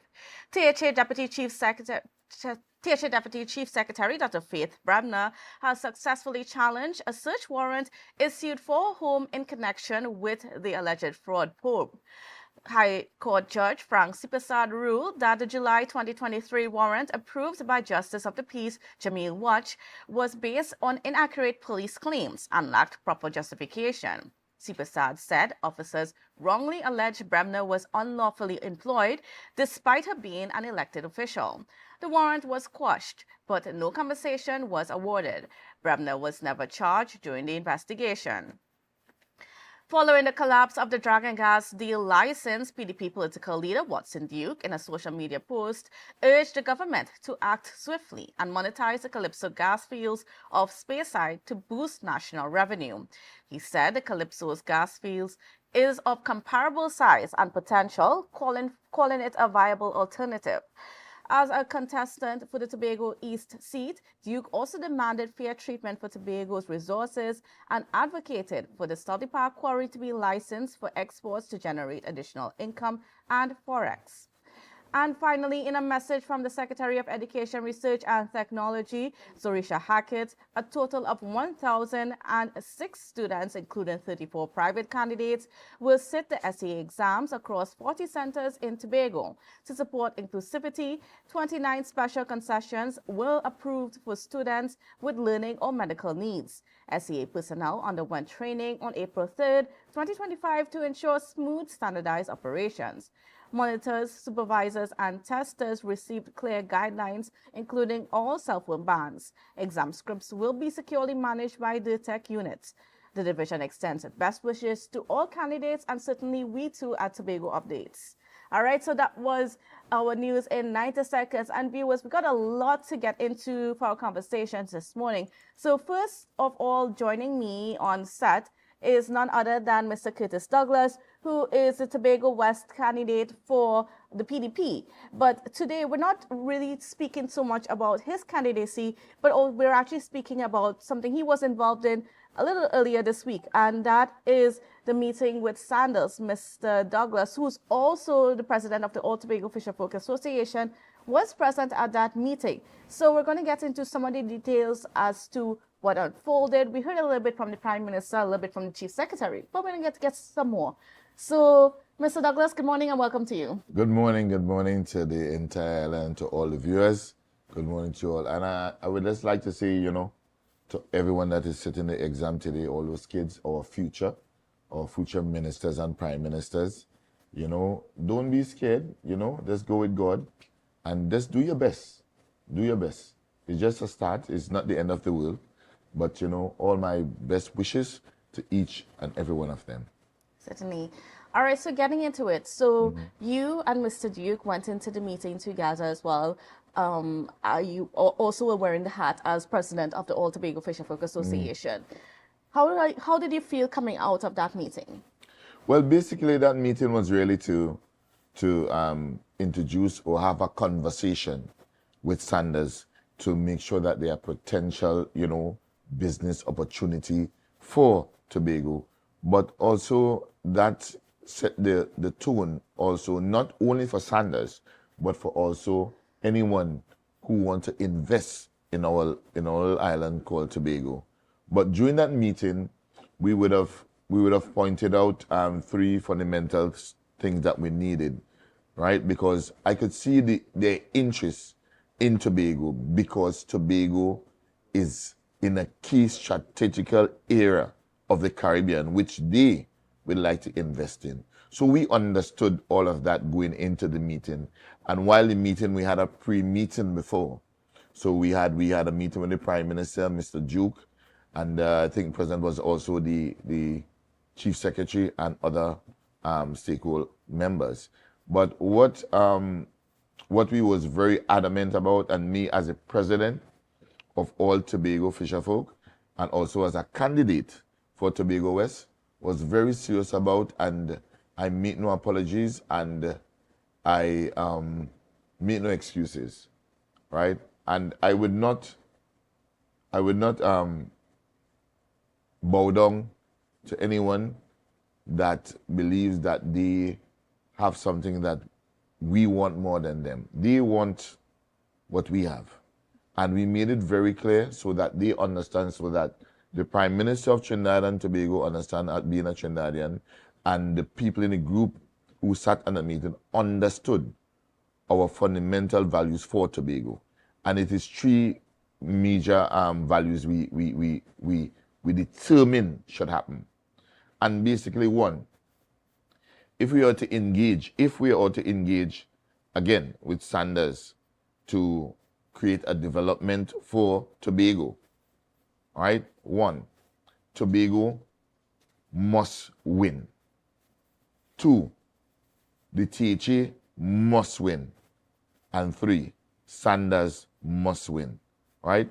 And a major investment like that should also be paid into a trust fund for people in Tobago, right? So that trust fund could help build the communities and make contributions to different programs for the island, right? So in all, everybody will be in a win-win situation. Unlike just, like the Chief Secretary just saying, Tobago is open for business. Even though Tobago is open for business, we must have some criteria, what type of business we are open for, and what are we allowing into our island.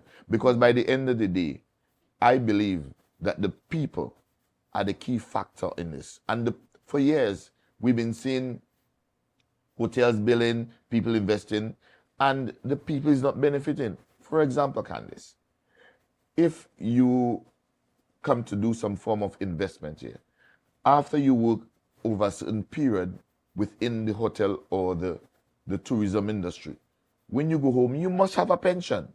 I tirelessly see people work, some of my cousins and them work tirelessly through, and when they reach 60, they send them home without anything. And that is not fair. While that is happening, all of these people who invest money is going on with all the profit. So there's no way the people of the island is benefiting their families. So these are things that we need to look at going into any discussion or making any form of arrangement with any organization, whether it be Sanders or anyone that intend to invest in Tobago. And coming out of that meeting, so we heard the intention that Sanders would go back. They would come up with their own proposal, having received the approval from everybody that was in the room that, yes, they are willing to hear Sanders out again. They're willing to consider another investment. So are you confident now that this time around, there will be that greater level of collaboration and there will be more transparency in how Sanders decides to do their investment in Tobago? Well, the first step Sanders did was to They learn from their mistakes. They learn from the last mistakes, right? Mm-hmm. So what they would have done, they would have invited the right set of stakeholders, right?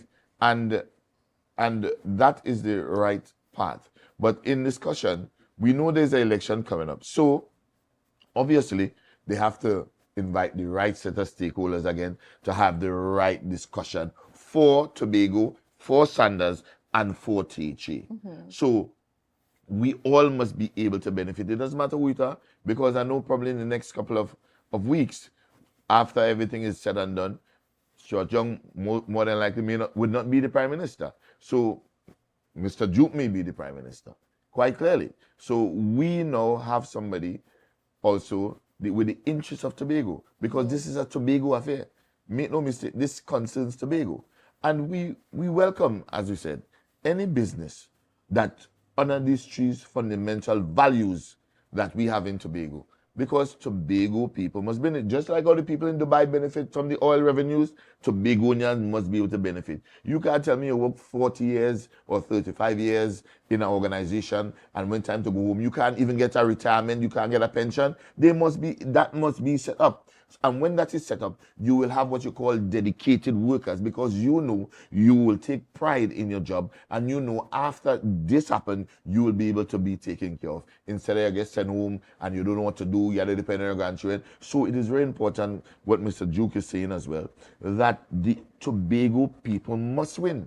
The THA must win, and also Sanders must win, because when you're spending money, you have to have some kind of return, right? But we all must share in that return, and the people must benefit, quite confidently. And I would not sit down in a room, right, where Tobago is not benefiting. So once Tobago people are benefiting, we are all in. If they are not, they need to take their business elsewhere.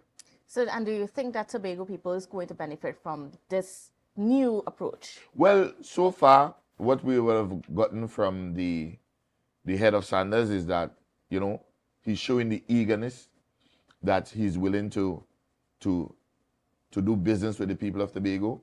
And I think the three fundamental basis in which we intend to operate on, he seems to understand and agree. And once they agree to that, Candice, we has no problem, right? Because Tobago people must be free. Mm-hmm. And we also must be free financially. So anything we do, we must be able to benefit as a people. Now, there was a presentation that was also made to you all. And from that presentation, how do you see Tobago benefiting? What potential do you see for Tobago from what was spoken about? Well, the thing is, what they proclaim, I don't know what the data or how they get the data, is that once they agreed, or we agree, because I will be part of that decision making and I will be part of that discussion, based not only as the president of Fisher Folk, but also as the MP for Tobago West. I have no apologies about that. I will be there to ensure that Tobago people benefit. Now, when Sanders send their presentation, it has revenue for the agriculture sector to grow, the fishing sector to grow, the transportation sector to go, the airlift to go. And what they are saying based on their data, once they start operation in Tobago, other organizations will come, because they seem to say they are a magnet to draw other establishment to come to set up with there. So we have no problem with that. We have no problem with that. But in terms of what I'm saying, Tobago plays a very critical role in the entire outlay of the Sanders structure in the Caribbean. Explain that one a little bit. So they have in Barbados, St. Vincent, but our location, our destination seems to me to be a very key one. Tobago seems to play a very, like this is the jewel of the Caribbean. That is what I'm getting. That is the response I'm getting from Sanders. That they need to invest in Tobago. Because he said, even though we turn him down, if the conversation doesn't go the way it should go, he still wants to come to Tobago. Still will be coming to Tobago. You dig? There's some very interesting comments coming out of that meeting. Now, also, I know as part of that meeting, there was, before you all met with the team from Sandals, there was a discussion with the Prime Minister about the development of Tobago tourism-wise. And I know, the discussion wasn't just about Sandals. It also involved Marriott. The idea of having more boutique-style hotels here in Tobago was also discussed. The idea of bringing more foreign direct investment to facilitate that development of the accommodation sector in that way. Well, how do you feel about what was said in regards to that? No, as I said, the discussion that we had was a discussion of futuristic discussion, right? So nothing is really settled upon, but the discussion allude to not only people like Sanders making money, because Sanders is an all-inclusive organization, but in the terms of boutiques and guest houses and them, because we have a lot of backpackers still come to our destination, and it also creates even more revenue for those backpackers and people with their local businesses. So what was discussed was people selling sugar cake and fudge and stuff like that. And Mr. Watson Juku is the leader of the PDP, so clearly said, if you are a fudge maker, you must be the best fudge maker. So Tobago will also carry that brand. So when you come to Tobago, understand, you come to all-inclusive, and then we have those that are pays, and we have the guest houses, and we have the backpackers. So it's a whole cooperation of industry comes together to help boost our tourism industry, because we already know that the tourism industry is a multi-billion-dollar industry, but more emphasis and effort must be put into it. So this conversation ignite that. So it is quite promising, as I said, but the real discussion and the real decision maker will be made after the 28th, and when the PDP wins, Mr. Watson Duke in the east and Mr. Curtis Douglas in the west. So then you have two people who will be able to stand up for Tobago and to ensure that Tobago doesn't come second, doesn't come third, but come first in everything, especially to do on this little island called Tobago. And with that in mind, give me an idea of how do you view tourism? How do you view the development of tourism in Tobago, especially taking into concern the nature of the way people like to come to Tobago? They love the fact that when you talk to a lot of visitors, they love to interact with the local people and to be part of the Tobago way of life.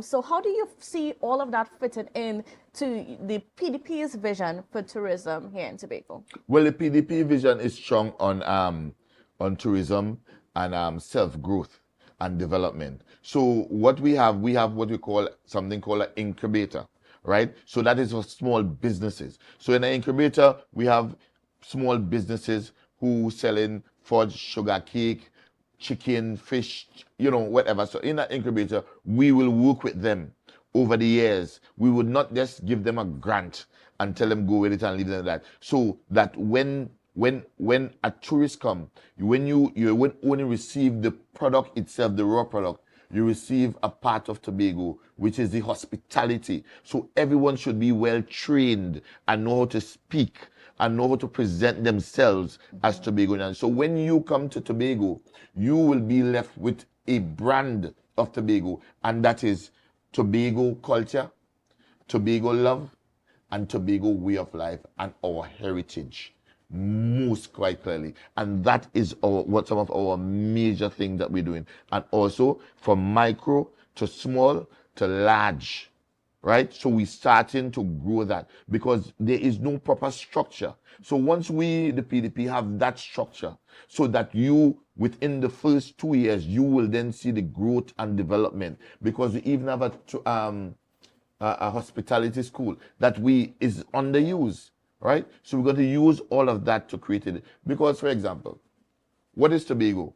Long time when you come to Tobago, you used to think Tobago is known for what?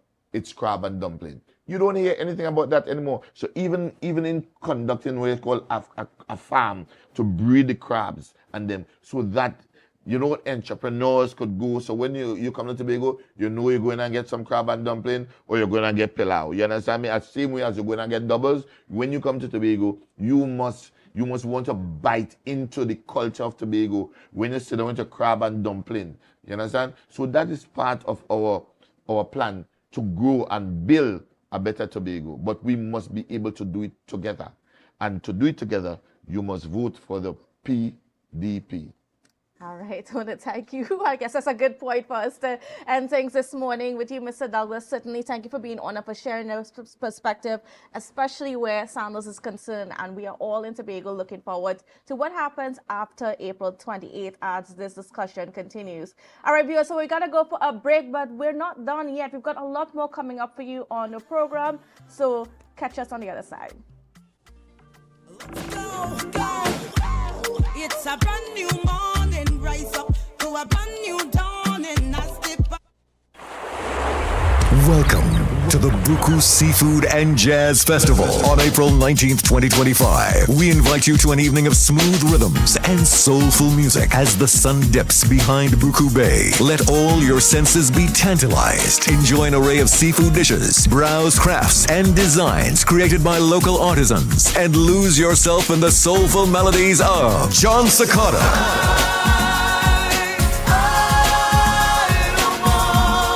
Brian McKnight, that we should be together. Bonnet Bigford, When the lightning crack the waters and the waves roll and break. Mikal Tasia, the best of Tobago's talent. Get your physical tickets now. Tickets are also available online at islandetickets.com. Visit TobagoFestivalsCommission.com for more info or call 639-4441. The Buku Seafood and Jazz Festival, April 19th at Buku Integrated Facility. Tobago Rhythm and Soul Festival 2025. Feel the beat. Embrace the calm.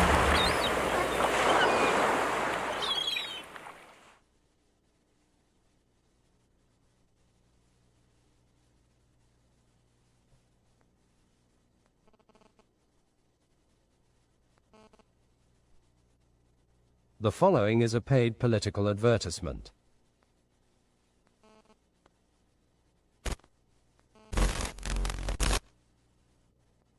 Member of Parliament for Tobago West, Mr. Winston Murray, used to come when the daytime come and raise a flag in Plymouth to symbolize Tobago's independence.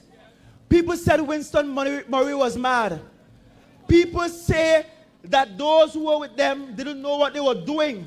But what I saw were people who were so confident in the castles of their skin as Tobagonians that they were willing to say, we will stand up for Tobago. We will stand for a Tobago that is much more autonomous, because the only way Tobago will see a brighter day is when we have an autonomous Tobago.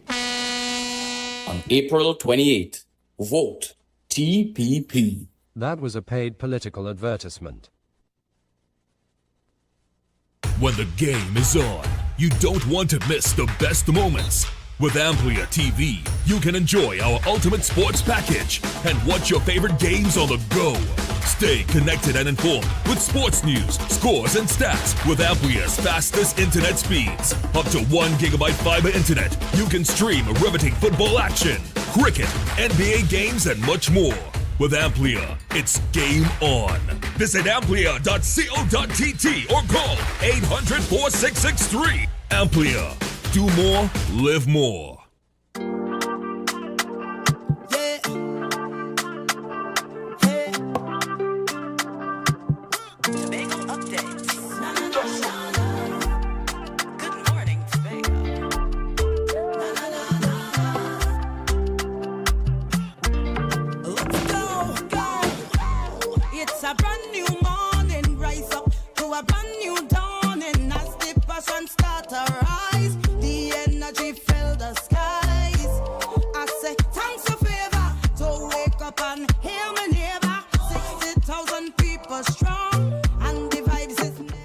Welcome back to Good Morning Tobago on Tobago Updates. Viewers, of course, we are in the midst of this very competitive political campaign here in Tobago. We have quite a lot of people going up in the east, quite a lot of people going up in the west. But this morning, I am speaking to one of those candidates for the Tobago East seat, and that is none other than this Mr. Gerard Balfour of the Innovative Democratic Alliance, the IDA. So good morning and welcome to you, Mr. Balfour. How are you doing? Good morning, and good morning to the viewers and listeners. Great. Yes, I'm fine.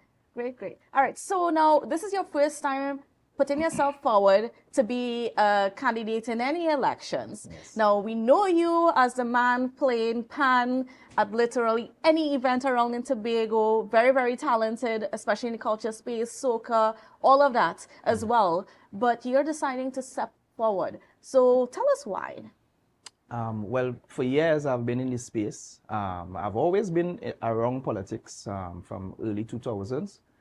So I've been able to see firsthand and talk to secretaries, past chief secretaries, you know, and one thing I realized that no matter who go into power, we the people on the ground still feel the same way, you know, and I started to go more into research to understand, what are the fundamentals that a government need to attack so that we could see the effective change, you know, and when I did my research, I realized that none of the parties are really trying to deal with these issues. So we just have this regurgitating feeling. So dealing with the communities, I've seen a lot of potential within communities, and I just decided to be the voice because unfortunately, there are very few persons on the island that stand up for the right thing, you know. So I decided to be the change that I want to see, and also be an example to the youths to show them that there's a different way other than the big carrying that we've seen.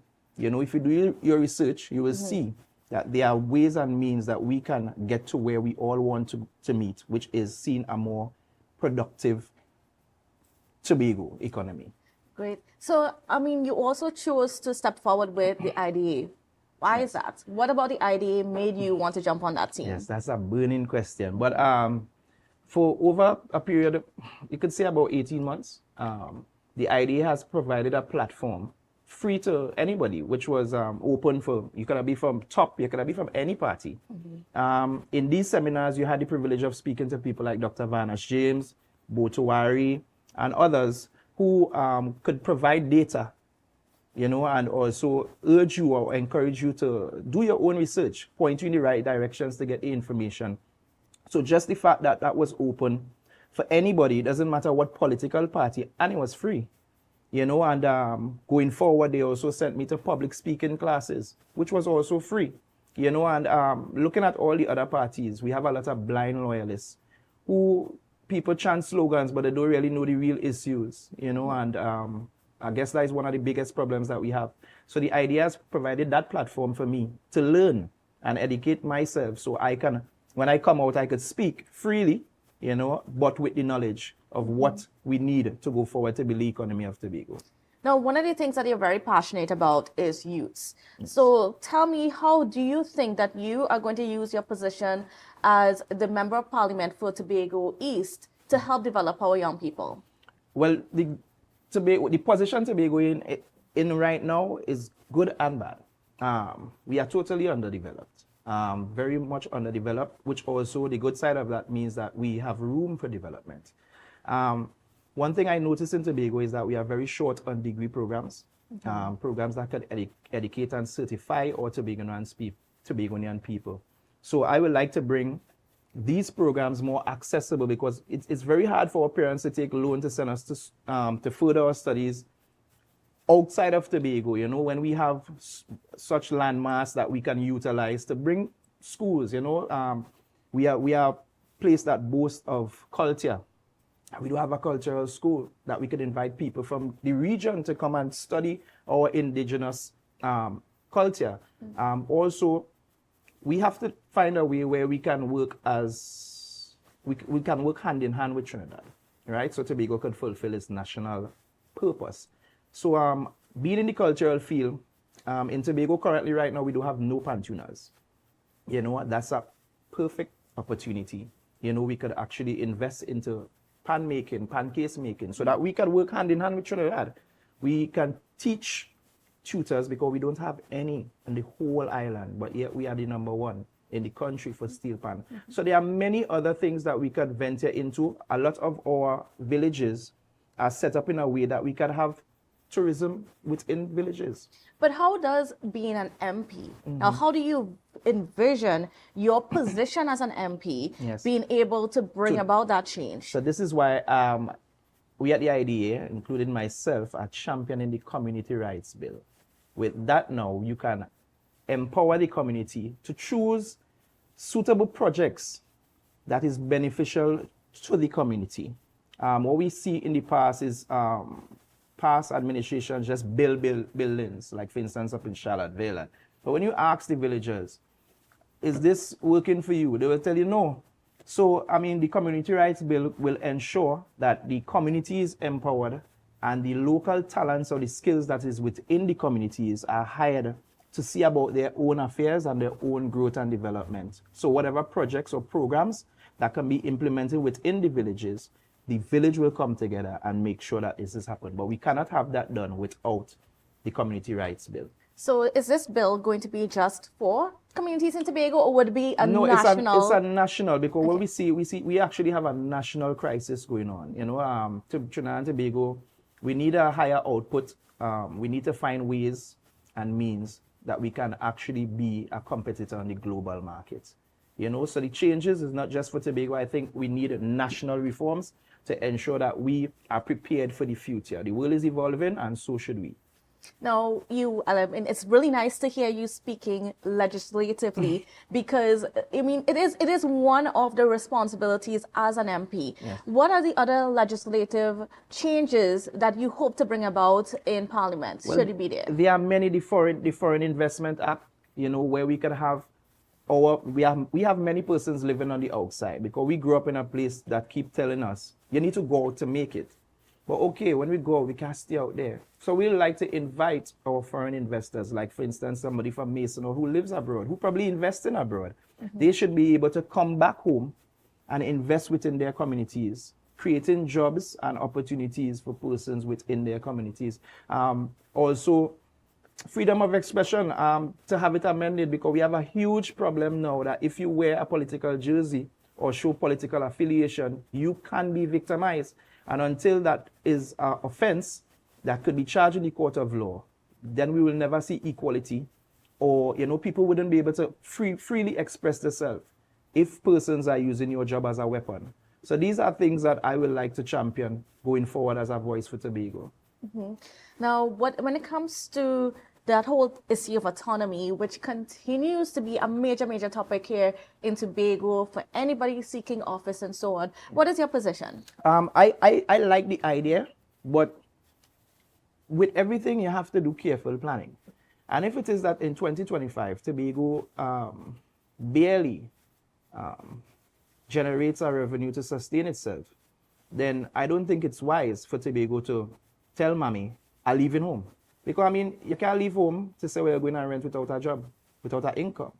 So it is where the THA is involved. I think that the THA should spend time on setting up the economy in a way that it works for itself before you want to separate from mommy. So in the meanwhile, we work together hand in hand, fulfill our national purpose to Trinidad. So we could send back, we could be exchanging goods and products, on a more meaningful scale. And when we are at a point where we can stand on ourselves and earn revenue based on what is already set up, then we can go forward into self-determination. And then, of course, when it comes to that relationship that there has to be between you as a Tobago East MP and the THA, how do you see that working? How do you plan to go about making sure that there is a relationship there and so on? Well, everybody know me. I am not a biased person. I really just stand for three things: growth, development, and productivity. That's my whole life. And I don't really have party affiliation. I have no enemies because, as I said, I stand for growth, development, and productivity. I intend to use the seat similar to what ANR did, which is unbiased. I don't intend to take up any cabinet position. Rather, be in the parliament to champion the cause to bring ease and sustainable development to Tobagonians. And as you mentioned that, because there is one philosophy out there that there cannot be difference in Tobago unless there is someone that sits in the cabinet. And then there's the other that, you need to be independent. How do you view those philosophies, and how are you planning to deal with that argument out there when you encounter it? We have tried it many times. We have tried it many times. We have had people in the cabinet. Do we see any growth? Do we see any change? I think when you are in these kind of positions, it's time to put away childish things. What we see is a lot of big people acting like children, and because of party affiliation and allegiance, they don't seem to want to communicate for the greater good.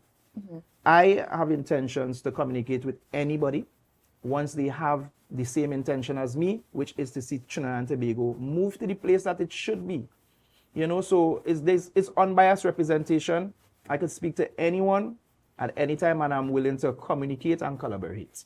Now, you've been announced as a candidate for a couple of weeks now, and I know you've been on the ground and going through the communities. What has that taught you? How has that changed anything about your perspective, about the people of Tobago East, about some of the issues that they face? Tell me a little bit more about what you're learning so far. Well, I am somebody who always on the ground. From since small. It's not I've always been going into communities and talking to different persons. But one of the things, and it might be negative, but one of the things on them I have realized is because of the political season and the political practices, a lot of persons use this season as a time to get. It come like Christmas. So it's a gimme season. So some persons, that's the intention. Some communities I go in, some people might, so where you going with? We're sponsoring we. Now, this mentality is one form of old, right? I just want to let people know that this mentality is why we are in this position for today. What is being done now could have been done for your whole tenure. If it is that you could find money to sponsor a campaign, but within 5 years you could not have found money to sponsor a football team or to sponsor an innovative program or something that could bring sustainability that somebody don't need to come back to you to beg, then we are failing, right? Other than that, there are many undecided voters. Many undecided voters. I believe more on the undecided part than the persons who vote in. And that just shows to us how disgruntled persons are, right? So this is a perfect opportunity for me to, bring a new form of representation, apart from what we've seen traditionally. So, yeah, these are the things that I notice. And, as you're going forward, with the IDA, it's one of the smaller parties. How do you view the challenge of trying to, compete against people like the PNM, the TPP, and the PDP, who appears to have a bit more support? All right. So this is the next thing. We go back now to the freedom of expression. A lot of persons might be out there say that they're supporting. Then there are persons who supporting us, but cannot openly come and do it. But the idea is to get the message out. Obviously, we would not be as projected as these major parties because these parties are, from a whole, they are actually in power at this current moment, right? But our strategy is to ensure that we get the message out by any means necessary, technology being one of our main focus, apart from community engagement. I don't see it as a negative.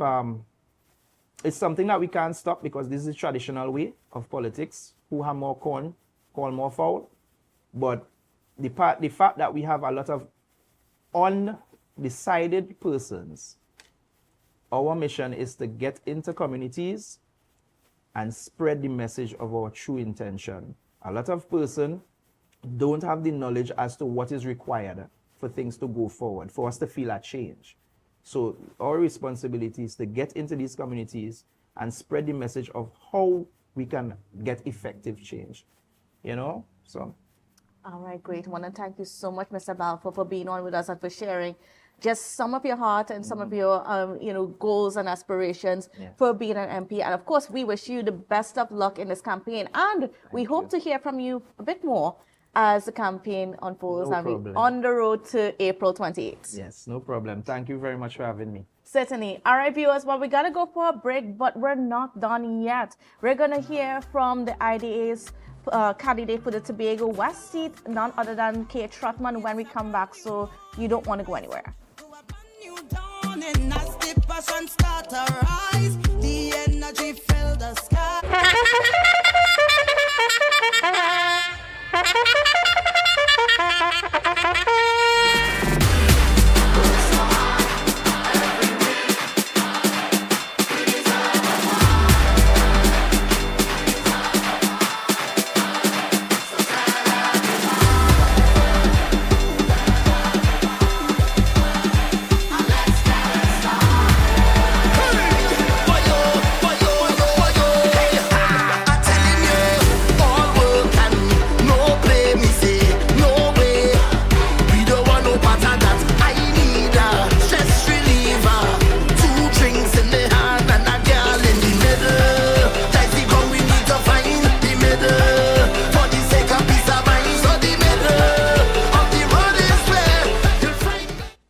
Guys, there are some new developments in housing in Tobago, so it's goat racing time.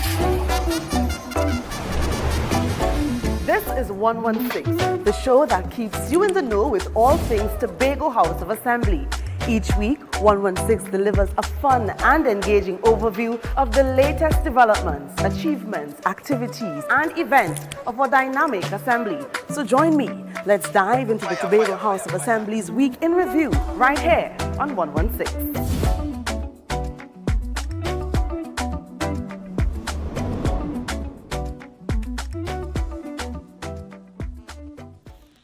The following is a paid political advertisement.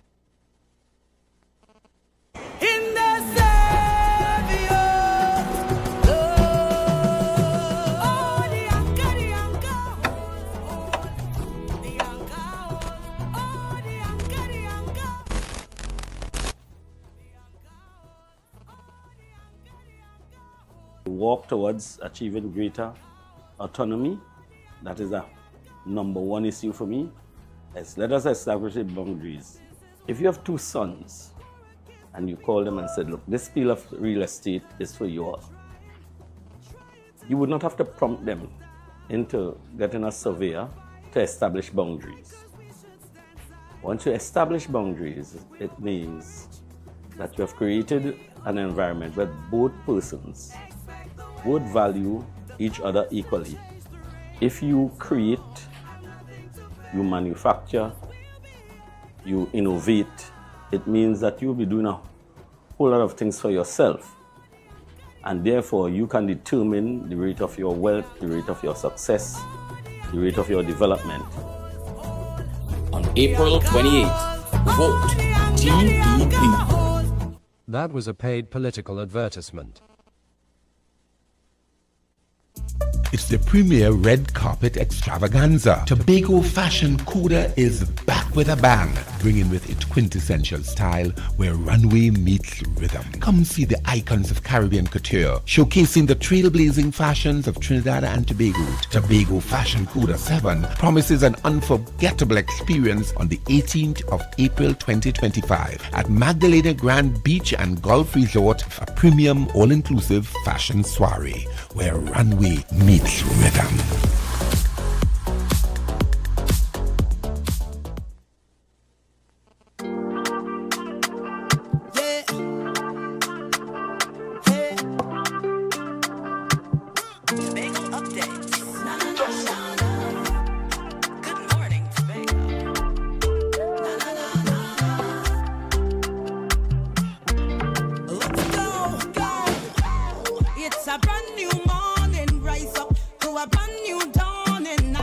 Welcome back to Good Morning Tobago on Tobago Updates. Viewers, we are continuing our conversations this morning with some candidates for the upcoming April 28th general elections. And we are chatting now with the Tobago West candidate for the Innovative Democratic Alliance, and that's none other than Ms. Kay Trotman. So good morning and welcome to you, Ms. Trotman. How are you doing? I am doing quite fine. Good morning, Candace, and good morning to the rest of Tobago viewing wherever you're viewing from. Now, you've been around in this space for quite a while as one of the tourism stakeholders, especially where the bed and breakfast and guest houses are concerned, leading those organizations and so on. But now you're stepping out more in the political space. You've chosen to be a candidate or to put yourself forward to be a candidate for the Tobago West seat. Tell us why. I believe a new opportunity has presented itself to us in the country, not just Tobago, but Trinidad and Tobago. And that at this point in time, we need all those who find themselves in leadership position to really see how they can consciously and deliberately contribute to the development and the progress of Tobago, bringing all the skills and leadership technicalities into the fray. And because I've been with the smaller properties and I have seen some of the headaches that we have had to at least grow that sector, it was an ideal opportunity to step forward even further. I know this is not my first time in the political fray. No, it's I not. was there at the last THA election, and I stuck with it because I believe that we could do something, and it's not enough to just talk about what's wrong, but when we find things that are wrong, we need to step forward and actually be the change we need to see. So now you are planning to take this fight to the Parliament. Yes. How do you see your position in Parliament being influential, let's say starting with tourism, and especially, as you mentioned, the smaller places, the smaller accommodation, the guest houses, the bed and breakfast. How do you see your role as an MP impacting the way those places are able to operate here in Tobago? Well, let me pull it back from just being specific to the smaller properties and to looking at a wider scale. The role of an MP, and especially I would like to put some criteria on that. The role of an MP, especially an MP that is not aligned to a national party in Trinidad, presents Tobago with a significant leveraging power. A leveraging power that Tobago's issues can truly be articulated in Parliament without any guardrails, so to speak, that limits what can be said. So that my position as an MP with the IDA is to provide an opportunity for Tobago's voice to be truly heard and its issues to be discussed without it being tailored to a party agenda. And that, I believe, is a leveraging power because it allows Tobago to have a say in where the laws that are being made, that it takes into consideration Tobago's unique position. So a law like the property tax would never have occurred to the extent that properties that are on the beachfront are in a higher tax rate, bearing in mind that Tobago has a lot of fishing villages with properties that are on the beachfront that are not necessarily luxury resort properties, but are properties for the average Tobagonian. And why should they be disadvantaged because we happen to be in a small fishing village? Beachfront properties therefore needs to be redefined from a Tobago perspective. We didn't hear that discussion coming out from our existing MPs. It would allow us to also have a say in how the budget is shaped. So I know we have been clamoring for years, 4.03 is not enough. And it's usually rubber stamped by the two MPs that are there because they do not go against the party's direction there. But when you do have two independent thinking, unbiased, unaffiliated Tobago candidates, then they can now truly articulate a proper percentage or proper formulation for what Tobago's budget should be until we get further DRC type changes. And that means the two seats will definitely be critical to any laws, any budget allocations going forward, and even to unbiased oversight of the cabinet in its function. So people should not wonder what we are bringing to the table. We are bringing leverage and power for Tobago. Are you at all worried? Because there's some people that are criticizing most of the parties that are contesting here in Tobago, saying that those two seats, it's not enough when it's compared to the 39 seats in Trinidad to make a difference. How would you refute this argument? They don't understand the power of leveraging. They don't understand the power of strategic positioning.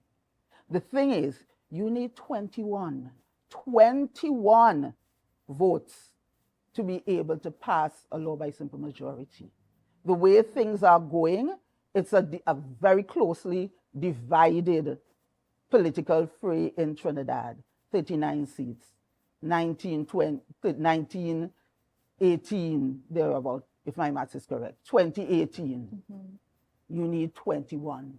The two Tobago seats come there. So nothing is going to be easily rubber stamped by a government without taking into consideration the two seats. And that is why, even with this administration, the two seats for central government were so critical. But if those two seats are not guaranteed, that gives the silent consent of Tobago automatically to the central government. But having seats that will truly call to heal the government in terms of Tobago's position, then those two seats are significant. It was the same two seats that Winston Murray and Dr. Robinson used to get the first Tobago House of Assembly Act. So if people understand the history, they would understand the power of these two Tobago seats to leverage and strategically have Tobago's issues discussed. Now, I want to just start with some of the other issues that are very big in the space right now. And one of them has to do with sandals. Earlier this week, the IDA sent out a press release and saying that, Tobago, should not be treated as a child. And especially where the discussion of sandals and even some of the other promises that were made, particularly by Prime Minister Stuart Young, as to some of the deliverables that they are hoping to bring to Tobago in the next administration. So tell us a little bit about it, especially when it comes to dealing with sandals. What is the IDA's position? Explain not treating Tobago as a child a bit more. We're at a stage where, if we look at the geopolitical landscape, our very survival as a nation, Trinidad and Tobago, is at the mercy of global powers like the US. And the degree of aggression they are exercising over small islands like ourselves, we cannot afford to at least stand up as an island and a nation, a unified nation, without truly looking at all the elements that we bring to the table as a nation and ensuring that we are strategically positioned to deal with it. That means Tobago cannot be seen or continue to be seen as a dependency to Trinidad. We must have a realignment and reorganizing of that relationship that is Trinidad and Tobago in the Union. Tobago can bring significant benefits to the Union, and it is time that both the political arrangement, the governance arrangement, and the economic arrangement is done so that that can happen. And that's why we champion in a new Tobago bill, one that includes the community rights bill that gives communities the right to develop their spaces, includes the Tobago population. No longer is it sufficient for politicians to say to the population, y'all take it easy, we gonna do the work. That perpetuates the dependency that a lot of people have been complaining about. It is time, we always like to use the phrase, all hands on deck. How is that going to be possible if we don't set up the framework to do that? So then the whole Sandals issue is not about Sandals per se. That is just a warning signal to us that if we are to develop Tobago, we have to look at more than just the type of tourism that we have been practicing all the time. The sea, sun, and sand tourism doesn't cut it. And we see that in the Caribbean. Jamaica, who we like to say has so many visitors coming to it, over 2.5 million, yet Jamaica only has a GDP per capita of 5,000, I think, $300 US. Now, there was also a statement made by the IDA when it comes to it's time to break free from that oil and gas dependency and so on. How do you view using your positions as MPs to make a difference in the way Tobago can position itself to help the country move away from that oil and gas dependency? Diversification, diversification, diversification. We have been hearing that word for years, for decades, but yet there has been no move towards that because we have drunken ourselves on the oil and gas possibilities. We have so ingrained ourselves that we fail to realize that in 2025, we can no longer follow the pattern of extracting more oil and gas, exporting more oil and gas, and hoping for price increases. So we come into a windfall. We must deliberately, while we have oil and gas, yes, we take advantage of it, but during these times, we should also look at the other elements that Trinidad and Tobago has as assets that we can utilize. And from Tobago's point of view, tourism can provide that. But we need to look at the type of tourism we need to pursue. And what type of tourism? And that is the tourism that allows for longer stay in the island and that also takes advantage of what we like to call the production of capital services using the tourism platform. For example, the Bahamas, Bermuda, Cayman Islands, they use their tourism platform to provide and export capital services like medical tourism, healthcare, education, financial services. St. Kitts and Nevis, who are smaller than Tobago, they have been able to create development within their islands by using the tourism platform, yes, but by focusing on developing things like healthcare, education, long stay housing, so much so that their per capita GDP is, I think, $21,000 US per person. No oil and gas. So the first thing that Tobago has to do is decide what type of tourism would allow us to fully take advantage of our assets that we have. And then, okay, as you're speaking about that, there is messaging coming in from the THA as to how they want to shape the development of Tobago. And this is also in terms of making sure the THA in its current format can realize some of its powers in terms of town and country and that sort of thing that was taken away from Tobago and put in Trinidad. And of course, these things are needed so that things like what you're talking about in terms of tourism developments can happen. How do you intend to use your position as an MP to be able to at least help the THA in realizing these things and gaining back some of that power? Or do you disagree with that notion? Just give us a perspective where that's concerned. Well, really, these two seats that are MP seats needs to work with our THA. Definitely needs to work with our THA. And the kind of synergy that needs to exist is to ensure that the THA really does have the protection and the access to the resources it needs to be able to execute those items that are under the 5th schedule. So it is not the role of MPs, and I will not, myself and my colleague, will not pursue roles that are competing with the THA. It's a relationship where we ensure from the national level what can be done to ensure the THA gets the protection, the lawmaking that is necessary for it to do its job in terms of under the 5th schedule. But it also creates the avenue for us to work, finally, the MP and the THA working together where that autonomy bill is concerned. And that a new autonomy bill needs to be put on the table. One that is led by the THA, yes, but one that has the MPs working with it so that we can go back to the Tobago population. I know people, this is a kind of sore topic for people. It has been done for so long, why we don't press ahead with it. But as I said, if we look at the geopolitical environment, it has changed so much that that bill that was debated, that was rejected, is flawed in its makeup because it didn't give power to the communities, especially in this day and age. So that we will work with the THA to champion a new Tobago bill, one that has ingrained in it the community rights bill that gives authority to communities to develop their spaces, and at the same time, hoping to get that before the Parliament in an 18-month period for them to deliberate on.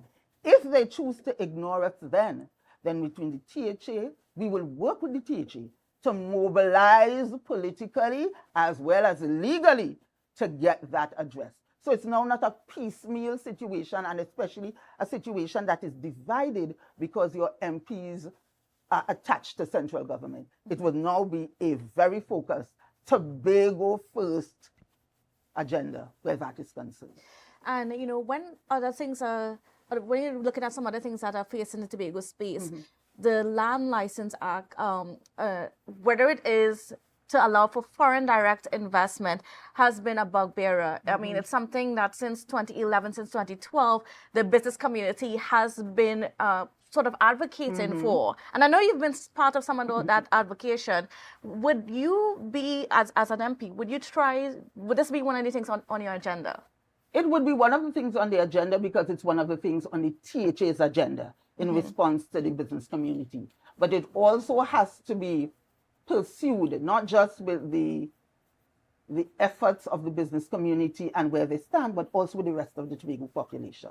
Right. So that is why the Community Bill of Rights is so important, because the average citizen on the ground needs to be brought into the fray too, because that land license also affected them.